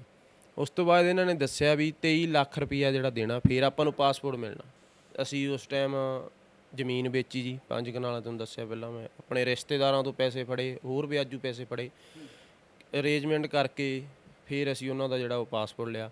ਤੇ ਉਹ ਜਿਹੜਾ ਪਾਸਪੋਰਟ ਵੀ ਮੈਨੂੰ ਵੀਜ਼ਾ ਲੈਣ ਉੱਥੇ ਜਦੋਂ ਏਜੰਟ ਤੋਂ ਪਾਸਪੋਰਟ ਲਿਆ ਬਾਈ ਇਮੀਗ੍ਰੇਸ਼ਨ ਅਹਿਮਦਗੜ੍ਹ ਮੰਡੀ। ਏਜੰਟ ਦਾ ਨਾਮ ਜਿਹੜਾ ਸਿਮਰਨ ਕੌਰ ਆ, ਅੰਮ੍ਰਿਤਧਾਰੀ ਆ। ਇਹਨਾਂ ਦਾ ਹੈੱਡ ਆਫਿਸ ਜਿਹੜਾ ਲੁਧਿਆਣੇ ਆ। ਤਾਂ ਪਾਸਪੋਰਟ ਲੈਣ ਉਪਰੰਤ ਮੇਰੀ ਘਰ ਵਾਲੀ ਨੇ ਮੈਨੂੰ ਪਾਸਪੋਰਟ ਵੀ ਨਹੀਂ ਦਿਖਾਇਆ। ਸਿੱਧਾ ਉੱਥੇ ਆਪਣੇ ਨਾਲ ਇਹਦਾ ਜਿਵੇਂ ਮੇਰਾ ਸਹੁਰਾ ਸੀ, ਸ਼ਾਇਦ ਉਹਨਾਂ ਨੂੰ ਫੜਾਤਾ, ਜਾਂ ਜਦੋਂ ਉਦੋਂ ਬਾਅਦ ਮਿਲਣ ਗਈ ਉੱਥੇ ਉਹਨਾਂ ਨੂੰ ਫੜਾਤਾ, ਤੇ ਮੈਨੂੰ ਪਾਸਪੋਰਟ ਬਿਲਕੁਲ ਨਹੀਂ ਦਿਖਾਇਆ। ਪਰ ਲੁਕਾਉਣ ਵਾਲੀ ਗੱਲ ਤਾਂ ਹਰਪ੍ਰੀਤ ਇਹਦੇ 'ਚ ਕੋਈ ਵੀ ਨਹੀਂ ਹੁੰਦੀ, ਕਿਉਂਕਿ ਪਤੀ ਪਤਨੀ ਦਾ ਰਿਸ਼ਤਾ ਇੰਨਾ ਗੂੜਾ ਹੁੰਦਾ ਹੈ, ਦੋ ਪੰਜਾਂ ਦਾ ਸੁਮੇਲ ਹੁੰਦਾ ਹੈ, ਹਰ ਗੱਲ ਆਪਾਂ ਇੱਕ ਦੂਜੇ ਨਾਲ ਸਾਂਝੀ ਕਰ ਸਕਦੇ ਹਾਂ। ਤੁਹਾਨੂੰ ਕਿਉਂ ਲੱਗਦਾ ਹੈ ਕਿ ਉਹਨਾਂ ਨੇ ਪਾਸਪੋਰਟ ਨਹੀਂ ਦਿਖਾਇਆ ਜਾਂ ਹਰ ਚੀਜ਼ ਲੁਕਾਉਂਦੇ ਰਹੇ? ਨਹੀਂ, ਹੁਣ ਜੇ ਉੱਥੇ ਉਹ ਇੰਨੀ ਹੈ ਨਾ ਆਪਣਾ ਇਹ ਰਿਸ਼ਤਾ ਸਮਝਦੀ, ਤਾਂ ਮੈਨੂੰ ਪਾਸਪੋਰਟ ਦਿਖਾਉਣ ਦੀ ਕੀ, ਮੈਨੂੰ ਖੁਦ ਉਹਨਾਂ ਨੇ ਮੈਨੂੰ ਫੜਾਉਣਾ ਚਾਹੀਦਾ ਵੀ ਹਾਂ ਮੈਨੂੰ ਖੁਸ਼ੀ ਆ, ਆਪਣਾ ਵੀਜ਼ਾ ਆ ਗਿਆ ਤੇ ਪਾਸਪੋਰਟ ਫੜੋ, ਹੈ ਨਾ। ਤੇ ਉੱਥੇ ਮੈਥੋਂ ਇਹ ਲੁਕੋ ਰੱਖਿਆ ਮੈਨੂੰ ਪਾਸਪੋਰਟ। ਉਸ ਟਾਈਮ ਨਹੀਂ ਤੁਹਾਡੇ ਮਨ 'ਚ ਡਰ ਪੈਦਾ ਹੋਇਆ ਕਿ ਅੱਜ ਪਾਸਪੋਰਟ ਵੀ ਨਹੀਂ ਦਿਖਾਇਆ ਜਾ ਰਿਹਾ, ਕੋਰਟ ਮੈਰਿਜ ਵੀ ਨਹੀਂ ਕਰਵਾਈ ਜਾ ਰਹੀ, ਮੈਰਿਜ ਰਜਿਸਟਰ ਨਹੀਂ ਕਰਵਾਈ ਜਾ ਰਹੀ, ਇੱਕ ਦੂਜੇ ਦੇ ਡਾਕੂਮੈਂਟ 'ਤੇ ਨਾਮ ਨਹੀਂ ਪਵਾਇਆ ਜਾ ਰਿਹਾ, ਕਿ ਮੇਰੇ ਨਾਲ ਧੋਖਾ ਹੋ ਸਕਦਾ ਹੈ? ਕਿਉਂਕਿ ਹਰ ਰੋਜ਼ ਆਪਾਂ ਟੀਵੀ ਚੈਨਲਾਂ 'ਤੇ ਔਰ ਅਖਬਾਰਾਂ ਦੀਆਂ ਸੁਰਖੀਆਂ ਬਣਦੀਆਂ ਦੇਖਦੇ ਹਾਂ ਕਿ ਇੰਨੇ ਲੱਖ ਦੀ ਠੱਗੀ ਵੱਜ ਗਈ, ਲੜਕੀ ਜਾਂ ਲੜਕਾ ਮੁੱਕਰ ਗਿਆ, ਤਾਂ ਤੁਹਾਡੇ ਮਨ 'ਚ ਉਦੋਂ ਜ਼ਿਹਨ 'ਚ ਗੱਲ ਨਹੀਂ ਚੱਲੀ ਕਿ ਇੱਦਾਂ ਮੇਰੇ ਨਾਲ ਹੋ ਸਕਦਾ? ਨਹੀਂ, ਉਸ ਟਾਈਮ ਮੈਨੀ ਚਲੋ ਆਪਾਂ ਥੋੜ੍ਹਾ ਅਣਗੌਲਿਆ ਕਰਤੀ ਹੈ ਨਾ, ਵੀ ਬੰਦੇ ਦੇ ਚਲੋ ਦਿਮਾਗ ਦੇ ਵਿੱਚ ਨਹੀਂ ਆਉਂਦਾ ਵੀ ਹੈ ਨਾ ਵੀਜ਼ਾ ਆਇਆ ਤਾਂ ਪਾਸਪੋਰਟ ਦਿਖਾਉਣਾ ਵਾ। ਅਤੇ ਥੋੜ੍ਹਾ ਤਾਂ ਸੀਗਾ ਜੈਨ, ਸ਼ੱਕ ਤਾਂ ਹੁੰਦਾ ਸੀਗਾ ਵੀ ਹੈ ਨਾ ਇਹ ਗੱਲਬਾਤ। ਅਤੇ ਬਾਕੀ ਗੱਲ ਹੁਣ ਜਦੋਂ ਪਤੀ ਪਤਨੀ ਦਾ ਜਦੋਂ ਨਾਲ ਰਿਲੇਸ਼ਨ 'ਚ ਰਹਿ ਗਏ ਤਾਂ ਥੋੜ੍ਹਾ ਜਿਹਾ ਬੰਦਾ ਹੁਣ ਜਿੱਦਾਂ ਵੀ ਅਸੀਂ ਵੀ ਜਿਹੜਾ ਧੋਖਾ ਵਿਸ਼ਵਾਸ ਕਰਕੇ ਹੀ ਖਾਧਾ ਵਾ। ਅਤੇ ਕਹਿੰਦੇ ਸੀ ਕੋਰਟ ਮੈਰਿਜ ਨੂੰ ਵੀ ਕਰਵਾਉਣੀ ਕਿਉਂ ਨਹੀਂ ਜਦ ਵਿਆਹ ਆਪਣਾ ਪੱਕਾ ਹੈ ਨਾ। ਅਤੇ ਕਹਿੰਦੇ ਸੀ ਵੀ ਮੇਰੀ ਜਿਹੜੀ ਫਾਈਲ ਆ ਇਕੱਲੀ ਬੇਸ ਅਨਮੈਰਿਡ 'ਤੇ ਲੱਗੀ ਆ, ਹੈ ਨਾ, ਵੀ ਏਜੰਟ ਵੀ ਨਾਲ ਰਲੇ ਸੀ, ਜਿੱਦਾਂ ਵੀ ਕਹਿ ਦਈਏ ਇੱਕ ਗਰੋਹ ਹੁੰਦਾ ਇਹ। ਅਤੇ ਕਹਿੰਦੇ ਸੀ ਵੀ ਤੇਰੇ ਚੱਕਰ ਪਊਗਾ, ਇਹਨੇ ਹੁਣ ਸਮੈਸਟਰ 'ਚ ਛੁੱਟੀਆਂ ਹੋਣਗੀਆਂ ਦਸੰਬਰ 'ਚ, ਉਦੋਂ ਆ ਕੇ ਕੋਰਟ ਮੈਰਿਜ ਕਰਾਊਗੀ। ਐਡਾ ਵੱਡਾ ਫੈਸਲਾ ਕਿਵੇਂ ਕਰਦੇ ਹੋ ਹਰਪ੍ਰੀਤ? ਅੱਧਾ ਕਰੋੜ ਰੁਪਏ ਲਾਉਣ ਦਾ ਸਮਾਂ ਤੁਹਾਡੇ ਕੋਲੇ ਹੁੰਦਾ ਹੈ, ਤੁਸੀਂ ਦੁਬਈ 'ਚ ਹੁੰਦੇ ਹੋ, 1 ਮਹੀਨਾ ਤੁਹਾਡੀ ਮੰਗਣੀ ਹੋਈ ਰਹਿੰਦੀ ਹੈ, ਇਸ ਤੋਂ ਬਾਅਦ ਤੁਸੀਂ ਆਉਂਦੇ ਹੋ, ਵਿਆਹ ਤੋਂ ਬਾਅਦ 1 ਮਹੀਨੇ ਤੁਹਾਡੀ ਪਤਨੀ ਤੁਹਾਡੇ ਨਾਲ ਰਹਿੰਦੀ ਆ, ਐਡਾ ਵੱਡਾ ਫੈਸਲਾ ਕਿਵੇਂ ਕਰਦੇ ਹੋ? ਔਰ ਪੁੱਛ ਪੜਤਾਲ ਕਿਉਂ ਨਹੀਂ ਕਰਦੇ ਕਿ ਆਖਰ ਉਹ ਪਰਿਵਾਰ ਕੌਣ ਹੈ, ਕੀ ਪਿਛੋਕੜ ਕੀ ਹੈ, ਕੀ ਕਰ ਸਕਦੇ ਆ ਤੁਹਾਡੇ ਨਾਲ? ਕਿਸੇ ਨਾਲ ਪਹਿਲਾਂ ਤਾਂ ਨਹੀਂ ਇਦਾਂ ਹੋਇਆ ਕਿ ਤੁਹਾਡੇ ਨਾਲ ਉਹ ਨਿਭ ਸਕਦੇ ਆ? ਐਡਾ ਵੱਡਾ ਫੈਸਲਾ ਤਾਂ ਇੱਥੇ ਆਉਣੀ, ਹੁਣ ਤੁਹਾਨੂੰ ਪਤਾ ਇੱਥੇ ਆਪਣੀ ਸਰਕਾਰਾਂ, ਲੋਕ ਇੱਥੇ ਜਿਹੜੇ ਆਪਣੇ ਕੁੜੀਆਂ ਲਾ ਲਓ ਚਾਹੇ ਮੁੰਡੇ ਲਾ ਲਓ, MA BEd ਕੀਤੀ ਹੈ, ਇੱਥੇ ਨੌਕਰੀਆਂ ਨਹੀਂ ਮਿਲਦੀਆਂ। ਅਸੀਂ ਰੋਜੀ ਰੋਟੀ ਖਾਤਰ ਮੈਂ ਪਹਿਲਾਂ ਸਾਊਦੀ ਅਰਬ ਗਿਆ ਸੀ, ਅਤੇ ਫਿਰ ਮੈਂ ਦੁਬਈ ਚਲਾ ਗਿਆ। ਅਤੇ ਫੈਸਲਾ ਤਾਂ ਇੱਦਾਂ ਜੀ, ਮੈਂ ਤਾਂ ਉਸ ਟਾਈਮ ਬਾਹਰ ਸੀਗਾ ਹੈ ਨਾ, ਮੰਮੀ ਡੈਡੀ ਨੇ ਪਤਾ ਤਾਂ ਕੀਤਾ ਸੀਗਾ, ਹੁਣ ਅੰਦਰਲੀ ਗੱਲ ਦਾ ਉਹਨਾਂ ਦਾ ਆਪਣਾ ਨੂੰ ਕੀ ਪਤਾ ਵੀ ਬੰਦੇ ਹੈ ਨਾ ਇੱਦਾਂ ਚੁਸਤ ਲਾਲ ਨਿਕਲਣਗੇ, ਠੱਗੀ ਮਾਰਨਗੇ। ਸਿਰਫ ਉਹਨਾਂ ਨੂੰ ਪੈਸਿਆਂ ਤੱਕ ਮਤਲਬ ਸੀਗਾ, ਉਹਨਾਂ ਨੂੰ ਜਿਹੜੀ ਇੱਜ਼ਤ ਕੁਝ ਪਿਆਰੀ ਨਹੀਂ ਸੀਗਾ, ਪੈਸਿਆਂ ਤੱਕ ਮਤਲਬ ਸੀ। ਸਾਰੇ ਇਹ ਜਿਹੜੇ ਜਿੰਨੇ ਇਹਦੇ ਨਾ ਮੇਰੀ ਘਰ ਵਾਲੀ ਦੇ ਮਾਮੇ ਦਾ ਮੁੰਡਾ ਵਿਚੋਲਾ ਜਿਹੜੀ ਉਹ ਏਜੰਟ ਆ, ਸਭ ਰਲੇ ਹੋਏ, ਸਿਰਫ ਪੈਸਿਆਂ ਤੱਕ ਮਤਲਬ ਵੀ ਸਾਡੀ ਕੁੜੀ ਬਾਹਰ ਕੁਝ ਵੀ। ਤਾਂਹੀਓ ਇਹਨਾਂ ਨੇ ਨਾ ਕੋਰਟ ਮੈਰਿਜ ਹੋਣ ਦਿੱਤੀ, ਨਾ ਕੋਈ ਆਧਾਰ ਕਾਰਡ, ਨਾ ਹੋਰ ਕੁਝ ਦਿਖਾਇਆ ਨਾ, ਅਤੇ ਕਰਾਉਣ ਹੀ ਨਹੀਂ ਦਿੱਤੀ ਹੈ ਨਾ। ਇਹ ਸਿਰਫ ਠੱਗੀ ਦਾ ਮਸਲਾ ਸੀ, ਸਿਰਫ ਪੈਸੇ ਤੱਕ ਮਤਲਬ ਸੀ। ਤਾਂ ਦਰਸ਼ਕੋ, ਹਰਪ੍ਰੀਤ ਸਿੰਘ ਦੇ ਪਿਤਾ ਸਰਦਾਰ ਰਣਜੀਤ ਸਿੰਘ ਵੀ ਸਾਡੇ ਨਾਲ ਆ। ਗੱਲਬਾਤ ਕਰਦੇ ਹਾਂ ਕਿ ਆਖਰ ਏਡੀ ਵੱਡੀ ਰਕਮ ਦਾ ਪ੍ਰਬੰਧ ਕਿਵੇਂ ਕੀਤਾ, ਗੱਲਬਾਤ ਕਰਦੇ ਹਾਂ। ਬਾਈ ਜੀ, ਟੋਟਲ ਖਰਚ ਕਿੰਨਾ ਹੋ ਜਾਂਦਾ ਤੁਹਾਡਾ? ਸਾਡਾ ਟੋਟਲ ਖਰਚ ਹੋਇਆ ਜੀ 50,60,000 ਜੀ। ਕੁਛ ਰਿਸ਼ਤੇਦਾਰਾਂ ਤੋਂ ਫੜੇ, ਕੁਛ ਵਿਆਜੂ ਫੜੇ ਜੀ, ਕੁਛ 5 ਕਨਾਲਾਂ ਦੇ ਕੇ, ਕੁਛ ਮੇਰੇ ਜੀਵ ਫੰਡ 'ਚ ਕਢਾਏ ਜੀ। ਜਿੰਨੀ ਮੈਂ ਸਰਵਿਸ ਕਰੀ ਸਾਰਾ ਮੈਂ ਤਾਂ ਆਪਦੀ ਧੀ 'ਤੇ ਲਾਤਾ ਸੀਗਾ, ਪਰ ਇਹ ਸਾਡੀ ਧੀ ਨਹੀਂ ਬਣੀ ਜੀ। ਹਾਂ ਜੀ। ਤਾਂ ਕਿੰਨਾ ਟਾਈਮ ਤੁਸੀਂ ਸਰਵਿਸ ਕੀਤੀ, ਕਿਹੜੇ ਮਹਿਕਮੇ 'ਚ ਸਰਵਿਸ ਕੀਤੀ? ਬਿਜਲੀ ਬੋਰਡ ਦੇ ਵਿੱਚ ਹੈ ਜੀ। ਮੈਂ ਏਜ ਰਿਟਾਇਰ ਹੋਇਆ ਜੀ, ਸੰਨ 1985 ਦਾ। ਮੈਂ 6ਵੇਂ ਮਹੀਨੇ ਦੀ ਮੇਰੀ ਜੁਆਇਨਿੰਗ ਹੈ ਜੀ, ਹੈ ਜੀ। ਅਤੇ 21 ਦੇ ਵਿੱਚ ਮੇਰੀ 5ਵੇਂ ਮਹੀਨੇ ਦੀ ਰਿਟਾਇਰਮੈਂਟ 'ਤੇ ਮੈਂ ਆ ਚੁੱਕਿਆ ਘਰੇ ਜੀ। ਐਡੀ ਵੱਡੀ ਰਕਮ ਖਰਚ ਕਿਵੇਂ ਹੋ ਗਿਆ? ਕਿਉਂਕਿ ਆਮ ਤੌਰ 'ਤੇ ਕਿਹਾ ਜਾਂਦਾ ਜੇ ਕਿਸੇ ਬੱਚੇ ਨੇ ਆਈਲੈਟਸ ਵਗੈਰਾ ਕੀਤਾ ਹੈ ਤਾਂ ਕਹਿੰਦੇ 10-12 ਲੱਖ ਰੁਪਏ ਖਰਚ ਆਉਂਦਾ, GIC ਵਗੈਰਾ ਪਾ ਕੇ 15-18 ਲੱਖ ਰੁਪਏ ਖਰਚ ਆਉਂਦਾ। ਤੁਹਾਡਾ 50,60,000 ਇੰਨਾ ਖਰਚ ਕਿਵੇਂ ਆ ਗਿਆ? ਉਹ ਖਰਚਾ ਹੋਇਆ ਜੀ, ਉਹ ਕਹਿੰਦੇ ਵੀ ਇਹਦਾ ਗਾਇਬ ਸੀਗਾ ਜੀ ਲੜਕੀ ਦਾ। ਚਲੋ ਅਸੀਂ ਮੰਨ ਲਿਆ, ਸਾਤੋਂ ਜੀ 31,50,000 ਰੁਪਈਆ ਸਾਤੋਂ ਭਰਾਇਆ ਗਿਆ ਜੀ, ਉਹਦਾ ਜਿਹੜਾ ਪਾਸਪੋਰਟ ਫਾੜਨਾ ਸੀਗਾ ਜੀ। ਅਤੇ ਚਲੋ ਸਾਨੂੰ ਦੇਣਾ ਪਿਆ। ਅਸੀਂ ਆਖਿਆ ਵੀ ਚੱਲ ਆਪਣਾ ਕਾਕਾ ਅਤੇ ਨੂੰਹ ਦੋਨੇ ਨਿੰਗਣਗੇ ਜੀ। ਇੱਥੋਂ ਜੀ ਵਿਆਹ ਜਦੋਂ ਕਰਿਆ 3 ਮਹੀਨੇ ਦੀ 20 ਨੂੰ, ਅਸੀਂ 3 ਮਹੀਨੇ ਦੀ 20 ਤਰੀਕ ਨੂੰ ਅਸੀਂ ਵਿਆਹ ਕਰ ਲਿਆ, 1 ਤਰੀਕ ਨੂੰ ਜੀ। ਅਤੇ ਉਸ ਤੋਂ ਬਾਅਦ ਸਾਡੇ ਕੋਲ 1 ਮਹੀਨਾ ਰਹੀ ਆ। 11 ਦਿਨਾਂ ਬਾਅਦ ਤਾਂ ਇਹ ਕੰਜਰ ਕਲੇ ਸ਼ੁਰੂ ਕਰਤਾ ਜੀ ਇਹਨੇ, ਹੈ ਜੀ। ਅਤੇ ਜਦੋਂ ਇੱਥੋਂ ਚਲੀ ਗਈ ਏਅਰਪੋਰਟ 'ਤੇ ਵੀ ਜਾ ਕੇ ਜਾਣ ਕੇ ਮੇਰੇ ਹੀ ਗੱਲ ਲੱਗ ਕੇ ਗਈ ਆ। ਚਲੋ ਆਪਾਂ ਧੀ ਬਣਾ ਕੇ ਹੱਥ ਸਿਰ 'ਤੇ ਧਰਨਾ ਸੀਗਾ, ਧਰਿਆ ਜੀ। ਆਪਦੀ ਮੰਮੀ ਨੂੰ ਵੀ, ਮੇਰੇ ਘਰਦਿਆਂ ਨੂੰ ਵੀ, ਕਾਕੇ ਦੀ ਮੰਮੀ ਨੂੰ ਵੀ ਉਹ ਨਹੀਂ ਮਿਲ ਕੇ ਗਈ। ਕਾਕੇ ਨਾਲ ਵੀ ਕੋਈ ਹਾਈ ਸਲੂਟ ਮਾਰ ਕੇ ਨਹੀਂ ਗਈ ਜੀ। ਕੀ ਕਾਰਨ ਹੋ ਗਿਆ ਸੀ ਏਡੀ ਜਲਦੀ? ਉਹਦੇ ਦਿਲ 'ਚ ਪਹਿਲਾਂ ਹੀ ਬੇਈਮਾਨੀ ਸੀਗੀ ਜੀ, ਵੀ ਮੈਂ ਇਹਨਾਂ ਦੇ ਪੈਸਿਆਂ ਨਾਲ ਨਿੰਗਾ ਤੇ ਹੋਰਾਂ ਤੋਂ ਹੁਣ ਪੈਸੇ ਲੈ ਕੇ ਮੈਂ ਹੋਰਾਂ ਨਾਲ ਹੋਰ ਵਿਆਹ ਕਰਾਵਾਂ ਕਿਤੇ ਆ ਉਹਦੇ ਮਨ ਦੀ ਹੈਗੀ ਸਪੈ 50 ਲੱਖ ਤੋਂ ਉੱਤੇ ਦੀ ਰਾਸ਼ੀ ਦੀ 31 ਲੱਖ ਰੁਪਏ 75,000 ਕਿ 50,000 ਤੁਸੀਂ ਏਜੰਟ ਨੂੰ ਭਰਿਆ ਜਿੱਥੇ ਵੀ ਫਾਈਲ ਲਵਾਈ, ਬਾਕੀ ਫਿਰ ਖਰਚ ਵਿਆਹ ਤੇ ਜਾਂ ਕੋਈ ਹੋਰ ਸਮਾਨ ਲੈਣ ਤੇ? ਜੋ ਸਿਉਣਾ ਜੋ ਬਰੀ ਜੀ ਜੋ ਗੱਡੀਆਂ ਦਾ ਖਰਚਾ ਹੋਰ ਜੀ ਜਿੰਨਾ ਵੀ ਉਹ ਸਾਰਾ ਸਾਡਾ ਵਿੱਚੇ ਪਾ ਕੇ ਵਿੱਚੇ ਪਾਸਪੋਰਟ ਫੰਡ ਤੇ 50,60,000 ਖਰਚਾ ਆਇਆ ਜੀ। ਤਾਂ ਲੜਕੀ ਦਾ ਪਰਿਵਾਰ 'ਚ ਰਹਿਣ ਸਹਿਣ ਕਿੱਦਾਂ ਸੀ, ਗੱਲਬਾਤ ਦਾ ਵਹੇਵ ਕਿੱਦਾਂ ਸੀ? ਸਾਡੇ ਕੋਲ 15 ਕੁ ਦਿਨ ਤਾਂ ਵਧੀਆ ਰਹੀ ਹੈ, 20 ਕੁ ਦਿਨ ਜੀ। ਉਦੋਂ ਬਾਅਦ ਤਾਂ ਫਿਰ ਉਹ ਕੰਜਰ ਕਲੇ ਸ਼ੁਰੂ ਕਰਤਾ ਜੀ। ਹਾਂ ਜੀ, ਕਿਸ ਗੱਲ ਨੂੰ ਲੈ ਕੇ? ਬਸ ਜੀ ਉਹ ਆਹੀ ਮਤਲਬ ਟੇਪ ਲਾਉਣ ਦੇ ਬੇਸ ਤੇ ਜੀ। ਕਾਕਾ ਕਹਿੰਦਾ ਵੀ ਤੂੰ ਨਾ ਉੱਚੀ ਲਾ, ਵੀ ਤੂੰ ਸਲੋ ਸੁਣ ਲਾ। ਉਹਨੇ ਪਹਿਲਾਂ ਬੰਦ ਕਰੀ, ਉਹਨੇ ਫੇਰ ਤੇਜ਼ ਕਰਤੀ, ਉਹਨੇ ਫੇਰ ਜਦੋਂ ਦੁਬਾਰੇ ਉਹਨੇ ਚਿੱਪ ਹੀ ਕੱਢ ਲਈ ਜੀ। ਫਿਰ ਉੱਥੋਂ ਹੀ ਬਸ ਖੌਰੂ ਪੜਦੀ ਆਈ ਐ ਭਦੌੜ ਤੋਂ ਜੀ, ਮੇਰੇ ਸਹੁਰਿਆਂ ਤੋਂ ਖੌਰੂ ਪੜਦੀ ਆਈ ਹੈ ਜੀ। ਹਰਪ੍ਰੀਤ ਕੱਲਾ ਹੀ ਬੇਟਾ ਤੁਹਾਡਾ ਜਾਂ ਹੋਰ ਵੀ? ਮੇਰਾ ਕਾਕਾ ਛੋਟਾ ਜੀ, ਇਹ ਦੁਬਈ ਦੇ ਵਿੱਚ ਡਰਾਈਵਰੀ ਕਰਦਾ ਸੀ, ਉਧਰੋਂ ਮੰਗਾਇਆ ਗਿਆ ਜਦੋਂ ਇਹਦਾ ਪੱਕ ਠੱਕ ਹੋਇਆ ਜੀ। ਹਾਂ ਜੀ। ਅੱਛਾ, ਜਿਹੜਾ ਤੁਹਾਡਾ ਪੱਕ ਠੱਕ ਹੋਇਆ, ਰਿਸ਼ਤਾ ਤੈਅ ਹੋਇਆ, ਉਦੋਂ ਬੇਟਾ ਦੁਬਈ ਦੇ ਵਿੱਚ ਸੀ? ਹਾਂ, ਉਦੋਂ ਦੁਬਈ ਦੇ ਵਿੱਚ ਸੀਗਾ ਜੀ। ਬੇਟੇ ਨਾਲ ਰਾਏ ਹੋ ਗਈ ਸੀ, ਸਲਾਹ ਹੋ ਗਈ ਹਾਂ, ਹੋ ਗਈ ਸੀ ਸਲਾਹ ਰਾਏ ਜੀ, ਹੋ ਗਈ ਸੀ।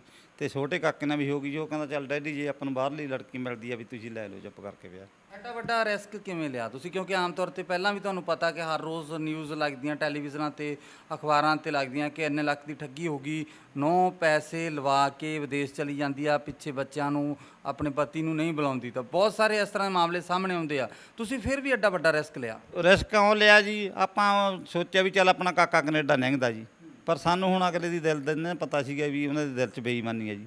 ਹਾਂ ਜੀ, ਉਹਨਾਂ ਨੇ ਕਰਿਆ ਸਾਡੇ ਨਾਲ ਬਹੁਤ ਜ਼ੁਲਮ ਤੇ ਧੋਖਾ ਵੱਡਾ ਜੀ। ਵੱਡਾ ਧੋਖਾ। ਤਾਂ ਸਹੁਰੇ ਪਰਿਵਾਰ ਦੇ ਨਾਲ ਇੱਕ ਤੁਹਾਡਾ ਗਹਿਰਾ ਰਿਸ਼ਤਾ ਬਣ ਗਿਆ ਸੀ, ਤੁਹਾਡੇ ਬੇਟੇ ਦੇ ਸਹੁਰੇ ਸੀ, ਤੁਹਾਡੇ ਵੀ ਜਿਵੇਂ ਕੁੜਮ ਤੇ ਕੁੜਮਣੀ ਵਾਲੀ ਗੱਲ ਹੋ ਗਈ ਹੈ ਨਾ, ਤਾਂ ਉਹ ਤੁਹਾਡੇ ਬੇਟੇ ਦੇ ਜਿਹੜਾ ਸਹੁਰਾ ਪਰਿਵਾਰ ਸੀ ਉਹਨਾਂ ਦਾ ਕਿਸ ਤਰ੍ਹਾਂ ਦਾ ਆਉਣਾ ਜਾਣਾ, ਬਿਹੇਵ, ਗੱਲਬਾਤ ਕਿਸ ਤਰ੍ਹਾਂ ਦੀ ਸੀ? ਪਹਿਲਾਂ ਜੀ ਸਾਡੇ ਨਾਲ ਆਉਣਾ ਜਾਣਾ, ਜਦੋਂ ਵਿਆਹ ਕੇ ਕਾਕਾ ਮਿਲਣੀਆਂ ਮੁਲਣੀਆਂ ਵਧੀਆ ਕਰੀਆਂ, ਇੱਥੇ ਵੀ ਆਇਆ, ਉੱਥੇ ਵੀ ਅਸੀਂ ਮਿਲਣੀ ਕਰਕੇ ਆਏ, ਵਧੀਆ ਸਾਡੇ ਨਾਲ ਬੋਲ ਚਾਲ ਰੱਖਿਆ, ਵਧੀਆ ਮਿਲ ਮਿਲਾਪ, ਰੋਟੀ ਪਾਣੀ ਵਧੀਆ ਛਕਾਇਆ ਜੀ ਸਾਨੂੰ।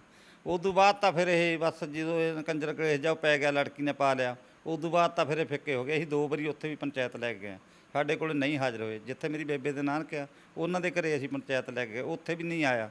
ਉੱਥੇ ਵੀ ਫਿਰ ਜਿਹੜਾ ਵਿਚਲਾ ਬੰਦਾ ਸੀ ਕਰਮਜੀਤ, ਉਹਨੂੰ ਮੈਂ ਕਿਹਾ, ਅਸੀਂ ਆਖਿਆ ਵੀ ਅਸੀਂ ਕਿਹੜਾ ਇਹਨੂੰ ਚਿੰਬੜਨਾ, ਅਸੀਂ ਤਾਂ ਗੱਲ ਹੀ ਕਰਨੀ ਹੈ ਵੀ ਤੁਹਾਡੀ ਕੁੜੀ ਨਹੀਂ ਹੁਣ ਫੋਨ ਸਾਡਾ ਚੱਕਦੀ, ਫੋਨ ਬੰਦ ਕਰ ਗਈ।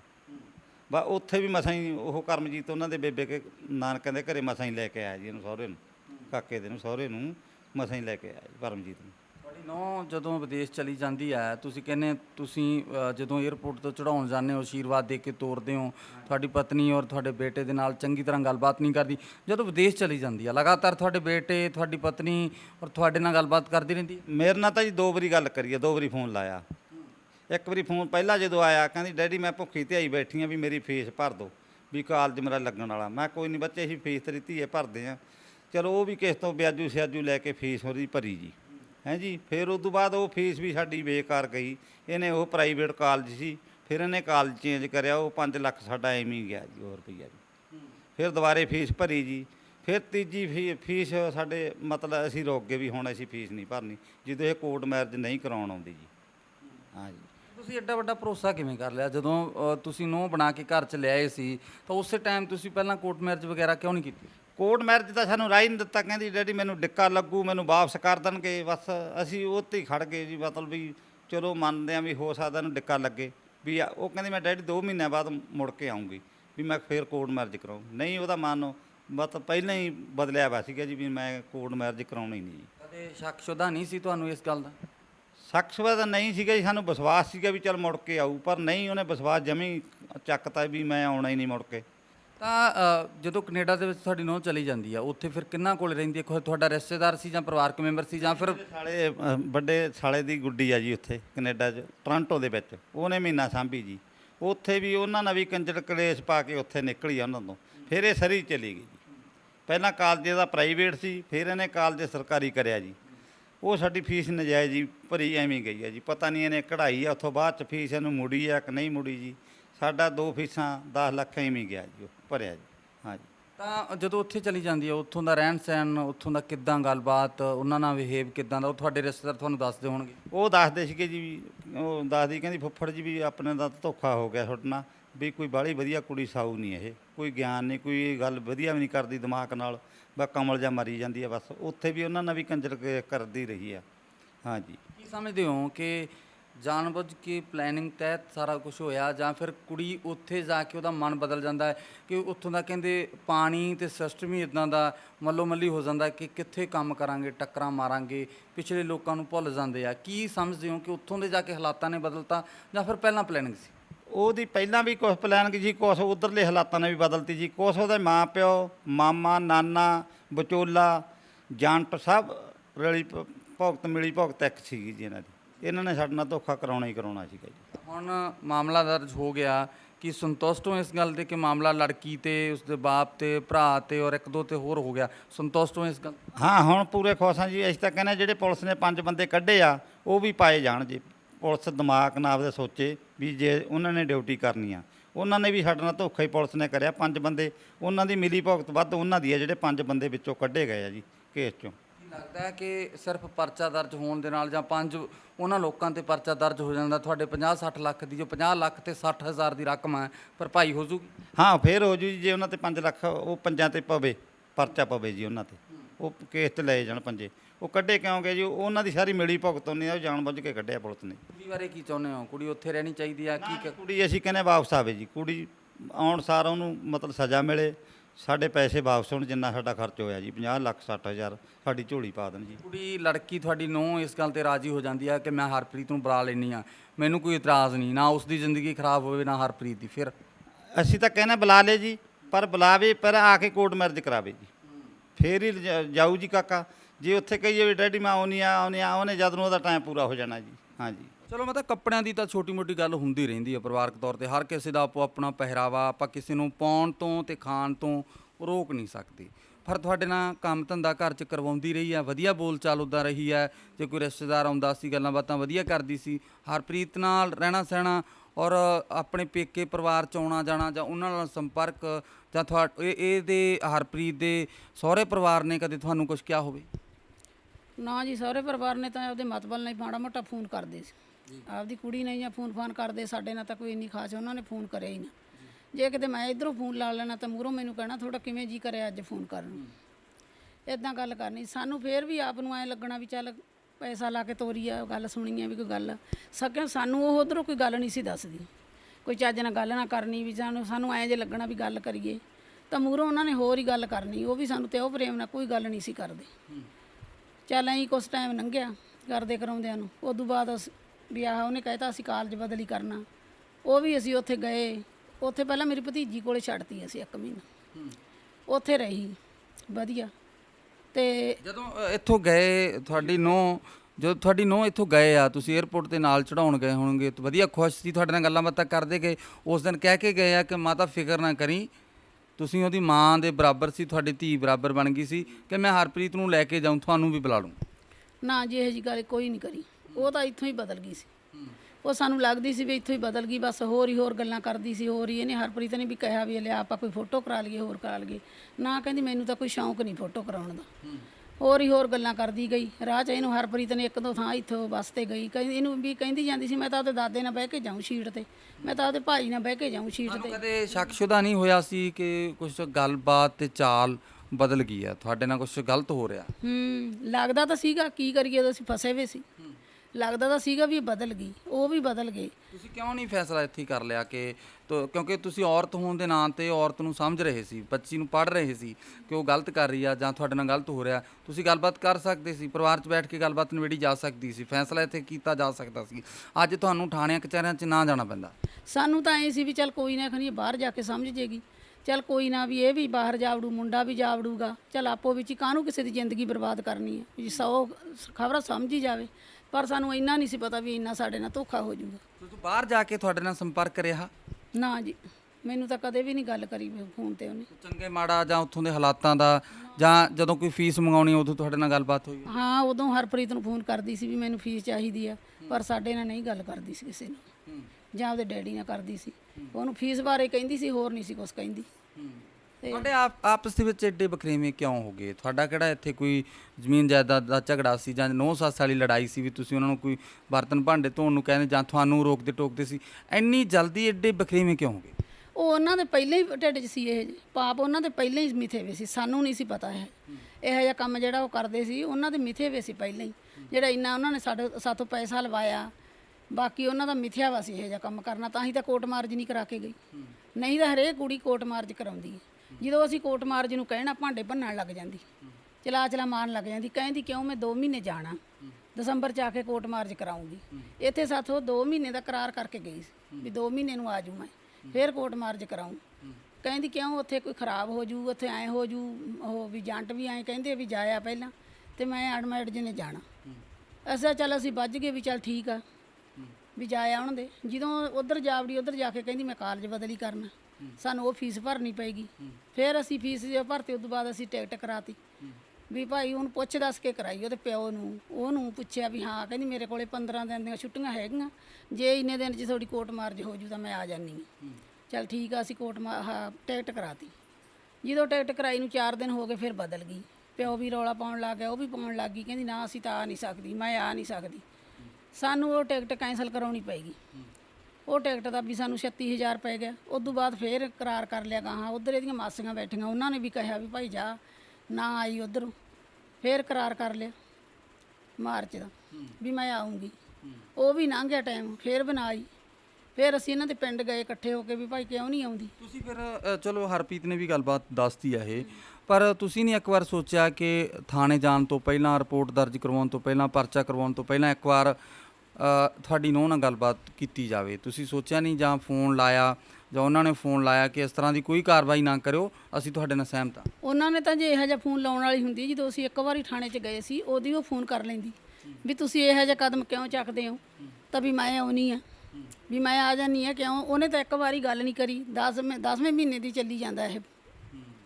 ਤਾਂ ਹੁਣ ਪਰਚਾ ਦਰਜ ਹੋ ਗਿਆ, ਸਹੁਰਾ ਪਰਿਵਾਰ ਤੇ ਲੜਕੀ ਤੇ 5 ਜਣਿਆਂ ਤੇ ਤੁਸੀਂ ਹੋਰ ਕਹਿੰਦੇ ਆ ਕਿ ਬਾਹਰ ਕੱਢ ਦਿੱਤਾ। ਕੀ ਲੱਗਦਾ ਕਿ ਸੰਤੁਸ਼ਟੀ ਹੈ ਤੁਹਾਨੂੰ ਇਸ ਗੱਲ ਤੇ ਕਿ ਜੇ ਪਰਚਾ ਦਰਜ ਹੋ ਗਿਆ, ਸਭ ਮਾਮਲਾ ਹੱਲ ਹੋ ਗਿਆ? ਸਾਨੂੰ ਤਾਂ ਹੁਣ ਆਪਦੇ ਜਣੀ ਐਂ ਲੱਗਦਾ, ਸਾਨੂੰ ਕਰੇ ਤੋਂ ਪਤਾ ਲੱਗੂ ਉਹਨਾਂ ਦੇ ਕੀ ਬਣਦਾ, ਕੀ ਹੋਊਗਾ। ਤੇ ਫਿਰ ਦੇਖੋਗੇ, ਪਰਚਾ ਤਾਂ ਕਹੀ ਜਾਂਦੇ ਵੀ ਹੋ ਗਿਆ, ਹੁਣ ਦੇਖੋ ਕੀ ਚੱਲਦਾ। ਕੀ ਹੋਵੇ, ਕੀ ਚਾਹੁੰਦੇ ਤੁਸੀਂ? ਅਸੀਂ ਤਾਂ ਇਹੀ ਚਾਹੁੰਦੇ ਆ ਸਾਡੇ ਪੈਸੇ ਵਾਪਸ ਮਿਲਣ ਤੇ ਕੁੜੀ ਉਧਰੋਂ ਡਿਪੋਰਟ ਕਰੀ ਜਾਵੇ। ਹੋਰ ਵੀ ਕੋਈ ਦੇਖਣ, ਕੋਈ ਸੁਧਰਨ, ਹੋਰ ਵੀ ਦੇਖ ਕੇ ਵੀ ਉਹਨਾਂ ਨਾਲ ਐ ਹੋ ਗਈ ਵੀ ਦੇਖ ਕੇ ਗਾਹਾਂ ਨਾ ਕੋਈ ਵਿਗੜੇ। ਤੁਹਾਨੂੰ ਨਹੀਂ ਲੱਗਦਾ ਕਿ ਇੱਕ ਬਹੁਤ ਵੱਡਾ ਗੁਨਾਹ ਤੇ ਪਾਪ ਹੋ ਜੂ ਜੇ ਉਹ ਲੜਕੀ ਡਿਪੋਰਟ ਹੁੰਦੀ ਆ? ਵੇਖੋ ਕਿੱਡੀ ਵੱਡੀ ਜਿਹੜੀ ਉਹਦੀ ਸੋਚ ਸੀ, ਤੁਹਾਡੀ ਸੋਚ ਸੀ, ਪਰਿਵਾਰ ਦੀ, ਸਾਰੀਆਂ ਦੀਆਂ ਸੋਚਾਂ ਤੇ ਆਸਾਂ ਤੇ ਪਾਣੀ ਫਿਰ ਜੂਗਾ, ਜ਼ਿੰਦਗੀ ਬਰਬਾਦ ਹੋ ਜੂ।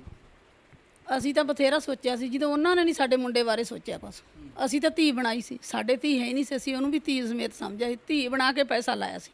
ਤੁਹਾਨੂੰ ਵੀ ਪਤਾ ਆਪਾਂ ਬਗਾਨੀ ਤੇ ਤਾਂ ਹੀ ਪੈਸਾ ਲਾਉਂਦੇ ਆ ਵੀ ਸਾਡਾ ਕੌਣ ਕਿਸੇ ਤੇ ਲਾਉਂਦਾ। ਇਉਂ ਹੀ ਲਾਉਂਦੇ ਨੇ ਵੀ ਆਪਾਂ ਖਰਚਾ ਕਰ ਵੀ ਸਾਡੇ ਮੁੰਡੇ ਨੂੰ ਬਾਹਰ ਬੁਲਾਊ। ਜਦੋਂ ਉਹਨੇ ਸਾਡੇ ਮੁੰਡੇ ਬਾਰੇ ਨਹੀਂ ਸੋਚਦੀ ਕੁਛ, ਅਸੀਂ ਫਿਰ ਹੁਣ ਕੀ ਸੋਚੀ ਜਾਈਏ। ਬਹੁਤ ਤੇ ਸੋਚਿਆ, 2 ਸਾਲ ਹੋ ਜਾਣਗੇ। ਤੁਹਾਨੂੰ ਦੁੱਖ ਆ, ਅਫਸੋਸ ਹੈ ਇਸ ਗੱਲ ਦਾ ਕਿ ਲੱਖਾਂ ਰੁਪਏ ਬਰਬਾਦ ਵੀ ਕਰ ਚੁੱਕੇ ਹੋ, ਦਰ ਦੀਆਂ ਠੋਕਰਾਂ ਖਾਂਦੇ? ਇਹ ਤਾਂ ਹੈਗਾ ਹੀ ਆ। ਹੁਣ 2 ਸਾਲ ਹੋ ਗਏ ਸਾਨੂੰ ਧੱਕੇ ਖਾਂਦੇ ਫਿਰਦੇ ਹਨ। ਉਹਨਾਂ ਦੇ ਕੋਈ ਯਾਦ ਨਹੀਂ। ਉਹਦੀ ਮਾਂ ਤਾਂ ਬੋਲ ਕੇ ਕਹਿ ਦਿੰਦੀ ਆਰਾਮ ਨਾਲ, ਤੁਸੀਂ ਸਾਡਾ ਕੀ ਕਰ ਲਓਗੇ, ਮੇਰੀ ਕੁੜੀ ਤਾਂ ਕੈਨੇਡਾ ਚਲੀ ਗਈ, ਤੁਸੀਂ ਸਾਡਾ ਕੁਛ ਨਹੀਂ ਕਰਦੇ, ਤੁਹਾਡੇ ਕੋਲ ਕੀ ਸਬੂਤ ਆ। ਇਹੋ ਜਿਹੀਆਂ ਗੱਲਾਂ ਕਰਦੀ ਹੈ। ਜਦੋਂ ਕਿ ਅਸੀਂ ਕਹਿੰਦੇ ਆ ਕੋਈ ਗੱਲ ਕਰਦੇ ਆ, ਉਹਦੀ ਇਹੀ ਗੱਲ ਕਹਿ ਦਿੰਦੇ। ਇਹੀ ਗੱਲ ਉਹਦਾ ਪਿਓ ਕਹਿ ਦਿੰਦਾ। ਜਦੋਂ ਹਰਪ੍ਰੀਤ ਨੇ ਕਰਨਾ, ਇਹ ਨਹੀਂ ਫੋਨ ਚੱਕਦੀ ਸੀ, ਉਹਨਾਂ ਨੂੰ ਫੋਨ ਲਾ ਲੈਣਾ, ਤਾਂ ਪਿਓ ਕਹਿੰਦਾ ਕਰ ਲੈ ਜੋ ਕੁਛ ਕਰਨਾ। ਹੁਣ 2 ਵਾਰੀ ਪਿਓ ਮੁੱਕਰ ਗਿਆ ਆ ਕੇ, ਇੱਥੇ ਵੀ ਮੁੱਕਰ ਗਿਆ ਕਿ ਰੈਕੋਟ ਥਾਣੇ 'ਚ ਵੀ ਪਹਿਲਾਂ ਮੁੱਕਰ ਗਿਆ। ਕੀ ਹੋ ਸਕਦਾ ਉਸ ਦੀ ਵਿਚਾਰੇ ਦੀ ਮਜਬੂਰੀ ਹੋਵੇ, ਵੱਸੋਂ ਬਾਹਰ ਹੋਵੇ। ਜੇ ਪਿਓ ਇੰਨੇ ਪਾਵਰਫੁਲ ਹੁੰਦਾ, ਇੰਨੇ ਪੈਸੇ ਵਾਲਾ ਹੁੰਦਾ, ਤਾਂ ਤੁਹਾਡੇ ਤੋਂ ਪੈਸੇ ਨਾ ਲਵਾਉਂਦਾ। ਚਲੋ ਉਹ ਤਾਂ ਠੀਕ ਆ, ਆਪਾਂ ਕਹਿੰਦੇ ਅਗਲੇ ਤੇ ਗਰੀਬੀ ਹੁੰਦੀ ਹੈ, ਤਾਂ ਚੱਲ ਫਿਰ ਹੁਣ ਦੂਜੇ ਕੋਲੇ ਕਿਹੜਾ ਢੇਰੀਆਂ ਲੱਗੀਆਂ ਪਈਆਂ ਸੀ। ਅਸੀਂ ਵੀ ਖਬਰ ਕਿੱਥੋਂ ਇਕੱਠੇ ਕਰਕੇ ਲਾਏ। ਜਦੋਂ ਅਗਲੇ ਨੂੰ ਆਪਦੀ ਧੀ ਦਾ ਪਤਾ ਵੀ ਮੇਰੀ ਕੁੜੀ ਇਹੀ ਜੀ ਆ, ਤੇ ਕਿਉਂ ਇਹੋ ਜਿਹਾ ਕਦਮ ਚੱਕਦੇ ਆ? ਜਿਹਦੇ ਉਹਨਾਂ ਦੀ ਕੁੜੀ ਉਹਨਾਂ ਦੇ ਬੱਸ 'ਚ ਨਹੀਂ, ਫਿਰ ਸਾਡਾ ਪੈਸਾ ਕਿਉਂ ਲਵਾਇਆ, ਸਾਡਾ ਪੈਸਾ ਕਿਉਂ ਬਰਬਾਦ ਕਰਾਇਆ? ਕੀ ਸਮਝਦੇ ਹੋ? ਹਰ ਦੂਜੇ ਤੀਜੇ ਦਿਨ ਇਸ ਤਰ੍ਹਾਂ ਦੇ ਕੇਸ ਆ ਰਹੇ ਆ, ਹਰ ਦੂਜਾ ਤੀਜਾ ਕੇਸ ਇਸ ਤਰ੍ਹਾਂ ਹੋ ਰਿਹਾ। ਇਸ ਦੇ ਪਿੱਛੇ ਜ਼ਿੰਮੇਵਾਰ ਕੌਣ ਆ? ਕਿਉਂਕਿ ਕੁੜੀਆਂ ਦਾ ਮੁੱਕਰਨਾ ਜਾਂ ਮੁੰਡਿਆਂ ਦਾ ਮੁੱਕਰਨਾ, ਪਹਿਲਾਂ ਮੁੰਡੇ ਜ਼ਿਆਦਾਤਰ ਕਹਿੰਦੇ ਹੁੰਦੇ ਸੀ ਕਿ ਕੁੜੀ ਨੂੰ ਇੱਥੇ ਛੱਡ ਕੇ ਬੁਲਾਇਆ ਨਹੀਂ, ਪੈਸਾ ਬਰਬਾਦ ਕਰ ਦਿੱਤਾ, ਸੌਦੇਬਾਜ਼ੀ। ਫਿਰ ਹੁਣ ਇਸ ਤਰ੍ਹਾਂ ਹੋ ਰਿਹਾ, ਕੀ ਸਮਝਦੇ ਹੋ? ਇਹ ਤਾਂ ਹੁਣ ਸਰਕਾਰ ਦੇ ਹੱਥ ਵਸ ਆ। ਉਧਰਲੀ ਸਰਕਾਰ ਦੇ, ਇਧਰਲੀ ਸਰਕਾਰ ਦੇ। ਜੇ ਸਰਕਾਰ ਕਰਨ ਯੋਗ ਹੋਵੇ ਤਾਂ ਫਿਰ ਇਹੋ ਜਿਹੇ ਕੰਮ ਹੋਣ ਹੀ ਨਾ। ਜੇ ਸਰਕਾਰ ਉਧਰਲੀ ਵੀ ਕਰੇ, ਇਧਰਲੀ ਵੀ ਕਰੇ, ਇਹ ਸਾਰੇ ਕੰਮ ਰੁਕ ਵੀ ਜਾਣ, ਸੁਧਰ ਵੀ ਜਾਣ ਲੋਕ। ਇਧਰੋਂ ਜਾ ਕੇ ਤਾਂ ਕੁੜੀਆਂ ਇਹੀ ਕਹਿੰਦੀਆਂ ਉਧਰ ਤਾਂ ਕੁਛ ਨਹੀਂ ਹੁੰਦਾ, ਕੋਈ ਨਹੀਂ ਕੁਛ ਕਰਦਾ, ਕਿਸੇ ਨੂੰ ਜੋ ਮਰਜ਼ੀ ਹੈ ਕਰੀ ਜਾਓ। ਇਉਂ ਹੀ ਚਾਂਬਲਦੀਆਂ ਨੇ ਕੁੜੀਆਂ ਜਾ ਕੇ। ਤਾਂ ਇਹ ਸੀ ਹਰਪ੍ਰੀਤ ਦੀ ਮਾਤਾ, ਤੇ ਇਸ ਤੋਂ ਪਹਿਲਾਂ ਹਰਪ੍ਰੀਤ ਨੇ ਗੱਲਬਾਤ ਕੀਤੀ। ਹਰਪ੍ਰੀਤ ਦੇ ਫੁੱਫੜ ਜੀ ਸਾਡੇ ਨਾਲ ਗੱਲਬਾਤ ਕਰਦੇ ਹਾਂ। ਸਰਪੰਚ ਸਾਹਿਬ ਜੀ, ਜਿਵੇਂ ਮਾਤਾ ਦੱਸਦੀ ਆ ਕਿ ਗਰੀਬ ਘਰੋਂ ਲੜਕੀ ਸੀ, ਪੈਸਾ ਅਸੀਂ ਲਾ ਦਿੱਤਾ, ਪਰ ਉੱਥੋਂ ਦੀਆਂ ਸਰਕਾਰਾਂ ਤਾਂ ਇਹ ਨਹੀਂ ਕਹਿੰਦੀਆਂ ਕਿ ਤੁਸੀਂ ਸੌਦੇਬਾਜ਼ੀ ਕਰੋ ਜਾਂ ਅਸੀਂ ਤੁਹਾਡੇ ਬੱਚੇ ਬਾਹਰ ਕੱਢਾਂਗੇ। ਉਹ ਤਾਂ ਸਿਰਫ ਸਟੱਡੀ ਲਈ ਬੁਲਾਉਂਦੇ ਨੇ, ਫੀਸਾਂ ਭਰੋ, ਚੰਗੀ ਇੱਥੋਂ ਵਿੱਦਿਆ ਪ੍ਰਾਪਤ ਕਰੋ ਤੇ ਆਪਣਾ ਪੰਜਾਬ ਦੇ ਵਿੱਚ ਜਾਂ ਇੰਡੀਆ 'ਚ ਚਾਹੇ ਹੋਰ ਕੰਟਰੀ ਜਾ ਕੇ ਆਪਣਾ ਬਿਜ਼ਨਸ ਕਰੋ। ਜੋ ਤੁਸੀਂ ਸਟੱਡੀ ਕੀਤੀ ਉਸ ਆਧਾਰ 'ਤੇ ਆਪਣਾ ਬਿਜ਼ਨਸ, ਆਪਣਾ ਕਾਰੋਬਾਰ, ਆਪਣੀ ਜੌਬ ਕਰ ਸਕਦੇ ਹੋ। ਪਬਲਿਕ ਆ ਜਿਹੜੀ ਸਾਡਾ ਪੰਜਾਬ ਦਾ ਜਿਹੜਾ ਮਾਹੌਲ ਆ, ਹਿੰਦੁਸਤਾਨ ਦਾ ਕਹੀਏ, ਖਾਸ ਕਰਕੇ ਪੰਜਾਬ ਦਾ, ਇੱਥੇ ਰੁਜ਼ਗਾਰ ਨਹੀਂ ਹੈ, ਕੋਈ ਨੌਕਰੀ ਨਹੀਂ ਹੈ। ਇਹ ਵੀ ਗਰੀਬ ਆ, ਇਹਨਾਂ ਕੋਲ 2.5 ਕਿੱਲੇ ਪੈਲੀ ਦੇ ਆ, ਸਿਰਫ ਇੱਕ ਬਿਜਲੀ ਬੋਰਡ 'ਚ ਪਿਓ ਦੀ ਨੌਕਰੀ ਸੀ ਜਿਹਦੇ ਨਾਲ ਖਰਚਾ ਚੱਲਦਾ ਸੀ। ਮੁੰਡੇ ਦੁਬਈ ਚਲੇ ਗਏ, ਕਮਾਉਣ ਦੀ ਖਾਤਰ ਗਏ ਆ। ਇਸ ਕਰਕੇ ਇਹਨਾਂ ਨੇ ਉੱਥੇ ਵੀ ਬੱਚੇ ਸੈੱਟ ਹੋ ਜਾਣਗੇ, ਦੋਨੇ ਵਹੁਟੀ ਸੈੱਟ ਹੋ ਜੂ, ਬੱਚੇ ਸੈੱਟ ਹੋ ਜਾਣਗੇ, ਪੈਸੇ ਖਰਚੇ ਆ, ਜ਼ਮੀਨ ਵੀ ਵੇਚੀ ਆ, ਪਰ ਨੋਟਾਂ 'ਤੇ ਵੀ ਲਏ ਆ, ਕੁਛ ਆਪਦੇ ਬਿਜਲੀ ਬੋਰਡ ਦੇ ਫੰਡ ਵੀ ਇਹਨਾਂ ਨੇ ਚੱਕੇ ਆ। ਮੈਂ ਤਾਂ ਸਾਰੀਆਂ ਰਸੀਦਾਂ ਇਹਨਾਂ ਦੀਆਂ, ਸਾਰਾ ਜੋ ਵਿਆਹ 'ਤੇ ਖਰਚਾ ਕੀਤਾ ਇਹਨਾਂ ਨੇ 50,60,000 ਦਾ ਜੋ ਇਹਨਾਂ ਨੇ FIR ਦਰਜ ਕਰਾਈ ਆ, ਉਹਦੇ ਵਿੱਚ ਸਾਰੇ ਪ੍ਰੂਫ ਪੁਲਿਸ ਨੇ ਲਏ ਆ। 6 ਮਹੀਨੇ ਇਹ ਬਾਅਦ ਉਹਨਾਂ ਨੇ ਤਬਦੀਸ਼ ਕਰਕੇ ਹੀ ਪਰਚਾ ਦਰਜ ਕੀਤਾ, ਪ੍ਰੂਫਾਂ ਦੇ ਆਧਾਰ 'ਤੇ ਕੀਤਾ। ਕੋਈ ਪੁਲਿਸ ਇਹੋ ਜਿਹਾ ਗਲਤ ਕੰਮ ਨਹੀਂ ਕਰਦੀ ਵੀ ਕੱਲ੍ਹ ਨੂੰ ਉਹਨਾਂ ਨੂੰ ਕਿਸੇ ਕੋਰਟ 'ਚ ਜਾ ਕੇ ਝਟਕਾ ਪੈਣ। ਪੁਲਿਸ ਨੇ ਜੋ ਪਰਚਾ ਦਰਜ ਕੀਤਾ ਪ੍ਰੂਫਾਂ 'ਤੇ ਕੀਤਾ। ਕੁੜੀ ਦੇ ਮੈਂ ਇਹਨਾਂ ਦੇ ਕੇਸ ਦੇ ਵਿੱਚ 2 ਗੇਰੀ 3 ਗਿਆ, ਉੱਥੇ ਪਿੰਡ ਵੀ, ਘਰੇ ਵੀ ਗਏ ਆ ਅਸੀਂ, ਰਿਸ਼ਤੇਦਾਰਾਂ ਤੋਂ ਕੋਈ ਪੰਚਾਇਤ ਨਹੀਂ ਲੈ ਕੇ ਗਏ, ਰਿਸ਼ਤੇਦਾਰਾਂ ਦੇ ਰੂਪ 'ਚ ਗਏ ਆ। ਉਸ ਦਿਨ ਕੁੜੀ ਦੇ ਪਿਓ ਨੇ ਮੈਨੂੰ ਉਸ ਦਿਨ ਵੀ ਕਹਿਤਾ ਸੀ ਵੀ ਕੁੜੀ ਸਾਡੀ ਦੇ ਮੁੰਡਾ ਫਿੱਟ ਨਹੀਂ ਹੈ। ਅਸੀਂ ਲੁਕੋ ਲਿਆ ਵੀ ਚਲੋ, ਅਸੀਂ ਕਿਹਾ ਵੀ ਮੁੰਡੇ ਨੂੰ ਸੱਦੋ, ਆਪੇ ਸੈੱਟ ਹੋ ਜਾਊਗਾ ਉੱਥੇ। ਇਹ ਜਿਹੜੀ ਗੱਲ ਆ ਉਹਨਾਂ ਦੀ ਨੀਤੀ ਪਹਿਲਾਂ ਹੀ ਸੀ। ਉਹਨਾਂ ਨੇ ਜਿਹੜਾ 23 ਲੱਖ ਰੁਪਈਆ ਕੈਸ਼ ਦੇ ਰੂਪ ਵਿੱਚ ਇਹਨਾਂ ਤੋਂ, ਜਿਹੜਾ ਇਹਨਾਂ ਨੇ 11,75,000 ਇੱਕ ਭਰਾਇਆ, 10 ਇੱਕ ਭਰਾਇਆ, 23 ਲੱਖ ਰੁਪਈਏ ਦੀ ਮੰਗ ਕੀਤੀ ਸੀ। ਉਹ ਜਿਹੜੇ ਬੰਦੇ ਇਹਨਾਂ ਨੇ ਨਾਂ ਲਿਖਾਏ ਸੀ, ਜਿਹੜੇ ਏਜੰਟ, ਉਹਨਾਂ 'ਤੇ ਪਹਿਲਾਂ ਵੀ ਪਰਚੇ ਦਰਜ ਆ। ਜਿਹੜਾ ਉਹਨਾਂ ਨੇ ਠੱਗੀ ਮਾਰਦੇ ਆ, ਇਹ ਕੁੜੀ ਦੇ ਸਕੇ ਮਾਮੇ ਦਾ ਪੁੱਤ ਆ, ਜਿਹੜਾ ਇਮਤਕਾਨ ਮੰਡੀ ਏਜੰਟਾਂ ਦੇ ਮੂਹਰੇ ਲੱਗਿਆ ਹੋਇਆ। ਉਸ ਬੰਦੇ ਨੇ, ਏਜੰਟਾਂ ਨੇ ਰਲ ਕੇ, ਇਸ ਪਰਿਵਾਰ ਨੇ ਰਲ ਕੇ ਇਹਨਾਂ ਤੋਂ 23 ਲੱਖ ਰੁਪਈਆ ਬਾਕੀ ਅਕਾਊਂਟ 'ਚ ਕਰਾਇਆ, ਟਿਕਟਾਂ ਲਈਆਂ। ਜੋ ਕੁੜੀ ਦੀ ਫੀਸ ਭਰੀ ਆ, ਫੀਸ ਮੈਂ ਕਹਿ ਕੇ ਭਰਾਈ ਆ, ਮੈਂ ਤੁਹਾਨੂੰ ਦੱਸਦਾ। ਇਹ ਜਿਹੜੇ ਇਹਨਾਂ ਤੋਂ 23 ਲੱਖ ਰੁਪਈਆ ਲਿਆ, ਉਹ 'ਚ 3 ਕਹਿ ਕੇ ਲਿਆ ਵੀ ਅਸੀਂ ਫੀਸਾਂ ਵੀ ਕੁੜੀ ਦੀਆਂ 4 ਵਿੱਚ ਆ। ਇਹ ਫੀਸ ਭਰਦੇ ਨਹੀਂ ਸੀ। ਮੈਂ ਕਿਹਾ ਕੋਈ ਨਹੀਂ, ਤੁਹਾਡੇ ਇੰਨੇ ਪੈਸੇ ਲੱਗੇ, ਹੁਣ ਤੁਸੀਂ ਫੀਸ ਭਰੋ ਇਹਦੀ, ਅਤੇ ਕੁੜੀ ਨੂੰ ਆਪਾਂ ਤੁਹਾਨੂੰ ਸੱਦ ਕੇ ਅਤੇ ਤੁਹਾਡੀ ਕੋਰਟ ਮੈਰਿਜ ਕਰਾਉਣੀ ਆ। ਕੁੜੀ ਨੇ ਕੋਰਟ, ਸਰਪੰਚ ਸਾਹਿਬ ਆਏ ਆ ਉੱਥੇ ਦੇ ਨਾਲ, ਰੈਕੋਰਡ ਥਾਣੇ 'ਚ ਮੰਨ ਕੇ ਗਿਆ ਉਹਦਾ ਪਿਓ ਵੀ ਇੰਨੀ ਤਰੀਕ ਨੂੰ ਕੁੜੀ ਆਊਗੀ। ਪਰ ਉੱਥੇ ਜਾ ਕੇ ਸਰਪੰਚ ਸਾਹਿਬ ਨੇ ਫੋਨ ਕਰਤਾ ਵੀ ਭਾਈ ਮੇਰੀ ਕੱਲ੍ਹ ਨੂੰ ਬੇਇੱਜ਼ਤੀ ਹੋਊਗੀ, ਮੈਂ ਜ਼ਿੰਮੇਵਾਰ ਬੰਦਾ, ਇਹ ਕੁੜੀ ਮੁੱਕਰ ਗਈ ਆ। ਕੁੜੀ ਨੇ ਮੈਨੂੰ ਜਵਾਬ ਦਿੱਤਾ ਕੁੜੀ ਨੇ ਆਉਣਾ ਨਹੀਂ, ਆਪਦੀ ਚਾਰਾਜੋਈ ਕਰ ਲਓ। ਉਸ ਤੋਂ ਬਾਅਦ ਇਹ SSP ਸਾਹਿਬ ਦੇ ਪੇਸ਼ ਹੋਏ ਆ, ਉੱਥੇ ਦਰਖਾਸਤ ਦਿੱਤੀ ਆ, ਪਰਚਾ ਦਰਜ ਹੋਇਆ। ਵੱਡੀ ਗੱਲ ਇਹ ਆ, ਕੁੜੀ ਨੇ ਜਾਣ ਲੱਗੇ ਨੇ ਕੋਈ ਫੋਟੋ ਨਹੀਂ ਕਰਾਇਆ, ਕੁੜੀ ਨੇ ਇਹਨਾਂ ਨੂੰ ਪਾਸਪੋਰਟ ਨਹੀਂ ਦਿਖਾਇਆ। ਉਹਨਾਂ ਦੀ ਨੀਤ ਪਹਿਲਾਂ ਸੀ ਕੁੜੀ ਦੇ ਭਰਾ ਦਾ ਵਿਆਹ ਇਕੱਲਾ ਜਮਾਈ ਹੋਵੇ ਘਰ 'ਚ, ਇਹਨਾਂ ਨੇ ਵਿਆਹ 'ਤੇ ਨਹੀਂ ਬੁਲਾਇਆ। ਉਹਨਾਂ ਨੇ ਪਾਰਟੀ ਕੀਤੀ ਹੈ, DJ ਲੱਗਿਆ, ਨੱਚਦਿਆਂ ਦੇ ਫੋਟੋ ਆ, ਉਹਨਾਂ ਨੇ ਆਪਦਾ ਜਮਾਈ ਨਹੀਂ ਵਿਆਹ 'ਚ ਬੁਲਾਇਆ। ਇਹਦਾ ਮਤਲਬ ਉਹਨਾਂ ਦੀ ਨੀਤੀ ਸੀਗੀ ਇਸ ਸਿਰ ਬਈ ਪੈਸੇ ਕਮਾਓ ਅਤੇ ਛੱਡੋ ਖੜਾ, ਕੀ ਲੈਣਾ, ਕੀ ਕਰ ਦੇਣਗੇ। ਅੱਜ ਕੱਲ੍ਹ ਪੰਜਾਬ 'ਚ ਇਹ ਆ, ਜੇ 2 ਬੰਦੇ ਥਾਪੀ ਦੇ ਦੇਣ, ਉਹਨਾਂ ਨੂੰ ਇਹ ਲੱਗਦਾ ਵੀ ਕਿਸੇ ਜਾਂ ਕਿਸੇ ਲੀਡਰ ਨਾਲ ਮਾੜੀ ਜਿਹੀ ਲਿਹਾਜ਼ ਹੋਵੇ ਵੀ ਸਾਨੂੰ ਕੋਈ ਕੀ ਕਰ ਦਊ। ਇਹਨਾਂ ਨਾਲ ਠੱਗੀ ਵੱਜੀ ਆ। ਕੱਲਾ ਕੱਲਾ ਪ੍ਰੂਫ ਇਹਨਾਂ ਦਾ ਪੁਲਿਸ ਨੇ ਲਿਆ, ਲੈ ਕੇ ਹੀ ਪਰਚਾ ਦਰਜ ਕੀਤਾ। ਅਸੀਂ ਤਾਂ ਇਹ, ਮੈਂ ਕੁੜੀ ਨਾਲ ਫੋਨ 'ਤੇ ਗੱਲ ਮੇਰੀ ਵੀ ਹੋਈ ਆ, ਮੈਨੂੰ ਵੀ ਕੁੜੀ ਨੇ 2 ਫੋਨ ਕੀਤੇ ਵੀ ਮੇਰੀ ਫੀਸ ਭਰਾਓ ਜੀ, ਫੁੱਫੜ ਜੀ ਮੈਂ ਐਂ ਕਰਦੀ ਹਾਂ, ਮੈਂ ਉਸ ਘਰ ਦਾ ਜਮਾਈ ਆ। ਮੈਂ ਵੀ ਉਹ ਕੁੜੀ ਨੂੰ ਸਮਝਾਇਆ, ਮੇਰੀ ਬੇਟੀਆਂ ਰਗੀਆਂ, ਮੇਰੀ ਵੀ ਬੇਟੀ ਬਾਹਰ ਆ, ਸਾਨੂੰ ਪਤਾ ਕੈਨੇਡਾ 'ਚ ਕੀ ਆ, ਕਿਵੇਂ ਕਮਾਈ ਹੁੰਦੀ ਆ, ਕਿਵੇਂ ਬੱਚੇ ਉੱਥੇ ਜਾ ਕੇ ਸੈੱਟ ਹੁੰਦੇ ਆ। ਪਰ ਇਹਨਾਂ ਨੇ ਬੱਚਾ ਸੈੱਟ ਕਰਨ ਦੀ ਖਾਤਰ ਆਪਦੀ ਪੈਲੀ ਵੀ ਵੇਚੀ, ਗਹਿਣੇ ਵੀ ਕੀਤੀ, ਪ੍ਰਨੋਟ 'ਤੇ ਹੀ ਪੈਸੇ ਲਏ। ਇਸ ਟਾਈਮ ਇਹ ਕਰਜ਼ੇ 'ਚ ਆ। ਪਰ ਉਹਨਾਂ ਨੇ ਜਿਹੜਾ ਕੀਤਾ, ਉਹਦੇ ਪਿਓ ਨੇ ਗਲਤ ਕੀਤਾ, ਕੁੜੀ ਨੇ ਗਲਤ ਕੀਤਾ। ਜੋ ਪਰਚਾ ਹੋਇਆ ਠੀਕ ਹੋਇਆ। ਮੈਂ ਤਾਂ ਇਹ ਵੀ ਕਹੂੰਗਾ SSP ਦੇ ਦੁਬਾਰੇ ਇਹਨਾਂ ਨੂੰ ਪੇਸ਼ ਹੋਣਾ ਚਾਹੀਦਾ। ਜਿਹੜੇ ਬੰਦੇ ਕੱਢੇ ਆ ਉਹਨਾਂ ਦੇ ਪਹਿਲਾਂ ਵੀ ਮੈਂ ਦੱਸ ਚੁੱਕਿਆ ਪਰਚੇ ਦਰਜ ਆ। ਠੱਗਾ ਇਕੱਠੇ ਹੋਏ ਵੇ, ਅੱਗੇ ਵਾਸਤੇ ਕਿਸੇ ਦੇ ਬੱਚੇ ਦੀ, ਕਿਸੇ ਦੀ ਕੁੜੀ ਦੀ, ਕਿਸੇ ਦੇ ਮੁੰਡੇ ਦੀ ਜ਼ਿੰਦਗੀ ਨਾ ਖਰਾਬ ਹੋਵੇ। ਇਹ ਜਿਹੇ ਲਟੇਰਿਆਂ ਤੋਂ ਜਿਹੜੇ ਜਾ ਕੇ ਉੱਥੇ ਜਵਾਬ ਦਿੰਦੇ ਆ, ਜੇ ਸਾਡਾ ਬੱਚਾ ਸਾਡੇ ਅੱਖ 'ਚ ਨਹੀਂ, ਕਹਿਣੇ 'ਚ ਨਹੀਂ, ਅਸੀਂ ਕਿਉਂ ਕਿਸੇ ਨੂੰ ਵਾਹ ਦਵਾਈਏ? ਕਿਉਂਕਿ ਅਸੀਂ ਆਪਦੇ ਬੱਚੇ ਨੂੰ ਇੱਥੇ ਰੋਕੀਏ? ਅਸੀਂ ਆਪਦੀ ਪੈਲੀ ਵੇਚ ਕੇ ਬੱਚਾ ਆਪਦਾ ਬਾਹਰ ਕੱਢੀਏ? ਇਹਨਾਂ ਦੀ ਪੈਲੀ ਵਿਕਾਈ ਆ, ਇਹ ਤਾਂ ਉਦੋਂ ਵੀ ਗਰੀਬ ਆ, ਉਹਨਾਂ ਕੋਲ ਤਾਂ 4 ਕਿੱਲੇ, ਇਹਨਾਂ ਕੋਲ ਤਾਂ 2.5 ਆ। ਇਹ ਅਮੀਰ ਕਿੱਥੋਂ ਆ? ਇਸ ਕਰਕੇ ਮੈਂ ਇਸ ਕੇਸ ਦੇ ਕੱਲਾ ਕੱਲਾ ਜਾਣੂ ਆ। ਸਾਰੇ ਪ੍ਰੂਫ ਇਹਨਾਂ ਨੇ ਲਾ ਕੇ ਦਿੱਤੇ ਆ। ਮੈਂ ਆਪ ਇਹਨਾਂ ਦੇ ਨਾਲ ਪੁਲਿਸ ਦੇ ਵੀ ਜਾਂਦਾ ਰਿਹਾ, ਦੁੱਗਾ ਪਿੰਡ 'ਚ ਵੀ ਗਿਆ, ਉਸ ਪੰਚਾਇਤ ਕੋਲੇ ਵੀ ਗਿਆ, ਉੱਥੇ ਰਿਸ਼ਤੇਦਾਰੀਆਂ 'ਚ ਵੀ ਉਹਨਾਂ ਨਾਲ ਸੰਪਰਕ ਕੀਤਾ। ਉਹਨਾਂ ਦੇ ਰਿਸ਼ਤੇਦਾਰਾਂ ਨੂੰ ਵੀ ਸੱਦ ਕੇ ਕਿਹਾ ਵੀ ਸਾਡਾ ਇਹਨਾਂ ਨਾਲ ਕਹੋ ਇਹਨਾਂ ਨੂੰ, ਪਰ ਉਹਨਾਂ ਦੇ ਰਿਸ਼ਤੇਦਾਰ ਵੀ ਉਹਨਾਂ ਦੇ ਆਖੇ ਨਹੀਂ ਲੱਗਦੇ ਸੀ। ਇਸ ਕਰਕੇ ਮੈਂ ਬੇਨਤੀ ਕਰਦਾ ਵੀ ਇਹੋ ਜਿਹੀ ਗਾਹ ਵਾਸਤੇ ਕਿਸੇ ਨਾਲ ਠੱਗੀ ਨਾ ਵੱਜੇ। ਇਹਨੂੰ ਸਬਕ ਆਉਣਾ ਚਾਹੀਦਾ ਅਤੇ ਕੁੜੀ ਡਿਪੋਰਟ ਹੋਣੀ ਚਾਹੀਦੀ ਆ। ਕੁੜੀ ਡਿਪੋਰਟ ਨਹੀਂ ਵੀ ਉਹਦੀ ਜ਼ਿੰਦਗੀ ਖਰਾਬ ਹੁੰਦੀ ਆ। ਜੇ ਉਹਦੀ ਇੱਕ ਦੀ ਜ਼ਿੰਦਗੀ ਖਰਾਬ ਹੋ ਜੂ ਤਾਂ ਹਜ਼ਾਰਾਂ ਬੰਦਿਆਂ ਦੀ ਜ਼ਿੰਦਗੀ ਸੁਧਰ ਜਾਣੀ ਆ। ਅੱਗੇ ਵਾਸਤੇ ਕੋਈ ਠੱਗੀਆਂ ਨਹੀਂ ਮਾਰੂਗਾ। ਜਿਵੇਂ ਇੱਕ ਪਹਿਲਾਂ ਕੇਸ ਚੱਲਦਾ ਧਨੌਲੇ ਦਾ, ਮੈਂ ਸੁਣੀ ਆ ਖਬਰ ਉਹਦੀ, ਬੜਾ ਵਧੀਆ ਉਹ ਫੈਸਲਾ ਲਿਆ ਸਰਕਾਰ ਨੇ, ਉਹਨੂੰ ਡਿਪੋਰਟ ਕਰ ਰਹੇ ਆ। ਇਸੇ ਤਰ੍ਹਾਂ ਜੇ 5-4 ਬੱਚੇ ਹੋਣਗੇ, ਕੋਈ ਬੱਚਾ ਉੱਥੇ ਠੱਗੀ ਨਹੀਂ ਮਾਰੂਗਾ ਜਾ ਕੇ। ਇਹ ਹੋਣਾ ਚਾਹੀਦਾ। ਤਾਂ ਬਹੁਤ ਬਹੁਤ ਮਿਹਰਬਾਨੀ, ਧੰਨਵਾਦ। ਤਾਂ ਦਰਸ਼ਕੋ, ਇਹ ਸੀ ਇੱਕ ਪਰਿਵਾਰ ਦੀ ਕਹਾਣੀ, ਇੱਕ ਤਰਫੀ ਕਹਾਣੀ, ਇੱਕ ਸਾਈਡ ਕਹਾਣੀ, ਜਿਨ੍ਹਾਂ ਦੇ ਨਾਲ ਠੱਗੀ ਹੋਈ ਹੈ। 50,60,000 ਰੁਪਏ ਇਹ ਕਹਿੰਦੇ ਸਾਡੇ ਤੋਂ ਠੱਗਿਆ ਗਿਆ, ਫੀਸਾਂ ਭਰਵਾਈਆਂ ਗਈਆਂ।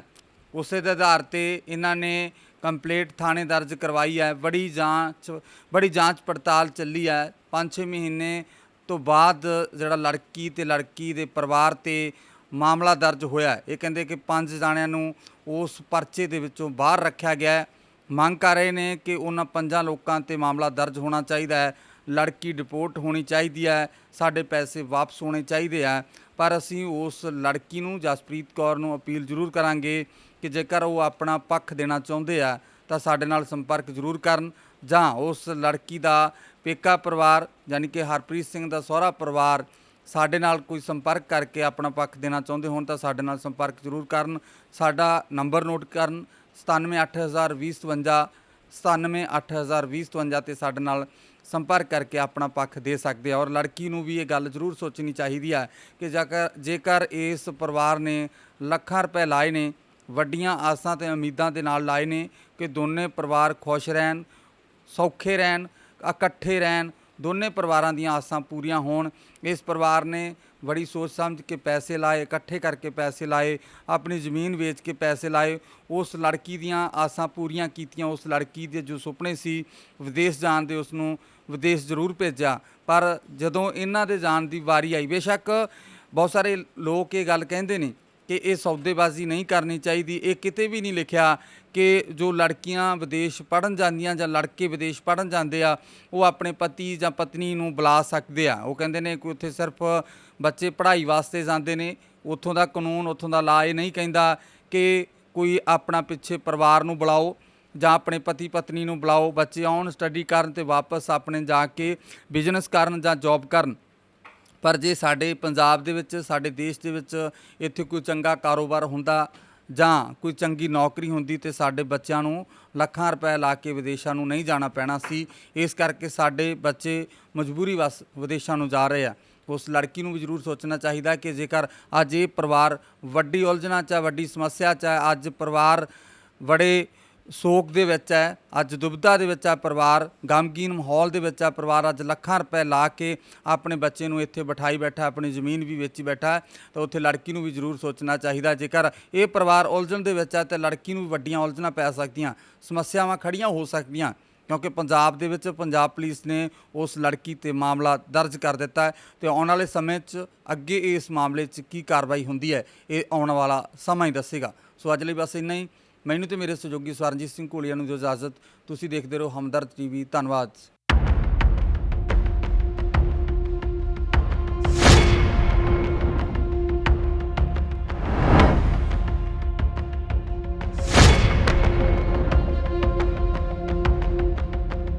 ਸਾਡੇ ਕੋਲ 1 ਮਹੀਨਾ ਰਹੀ ਆ, 11 ਦਿਨਾਂ ਬਾਅਦ ਤਾਂ ਇਹ ਕੰਜਰ ਕਲੇ ਸ਼ੁਰੂ ਕਰਤਾ।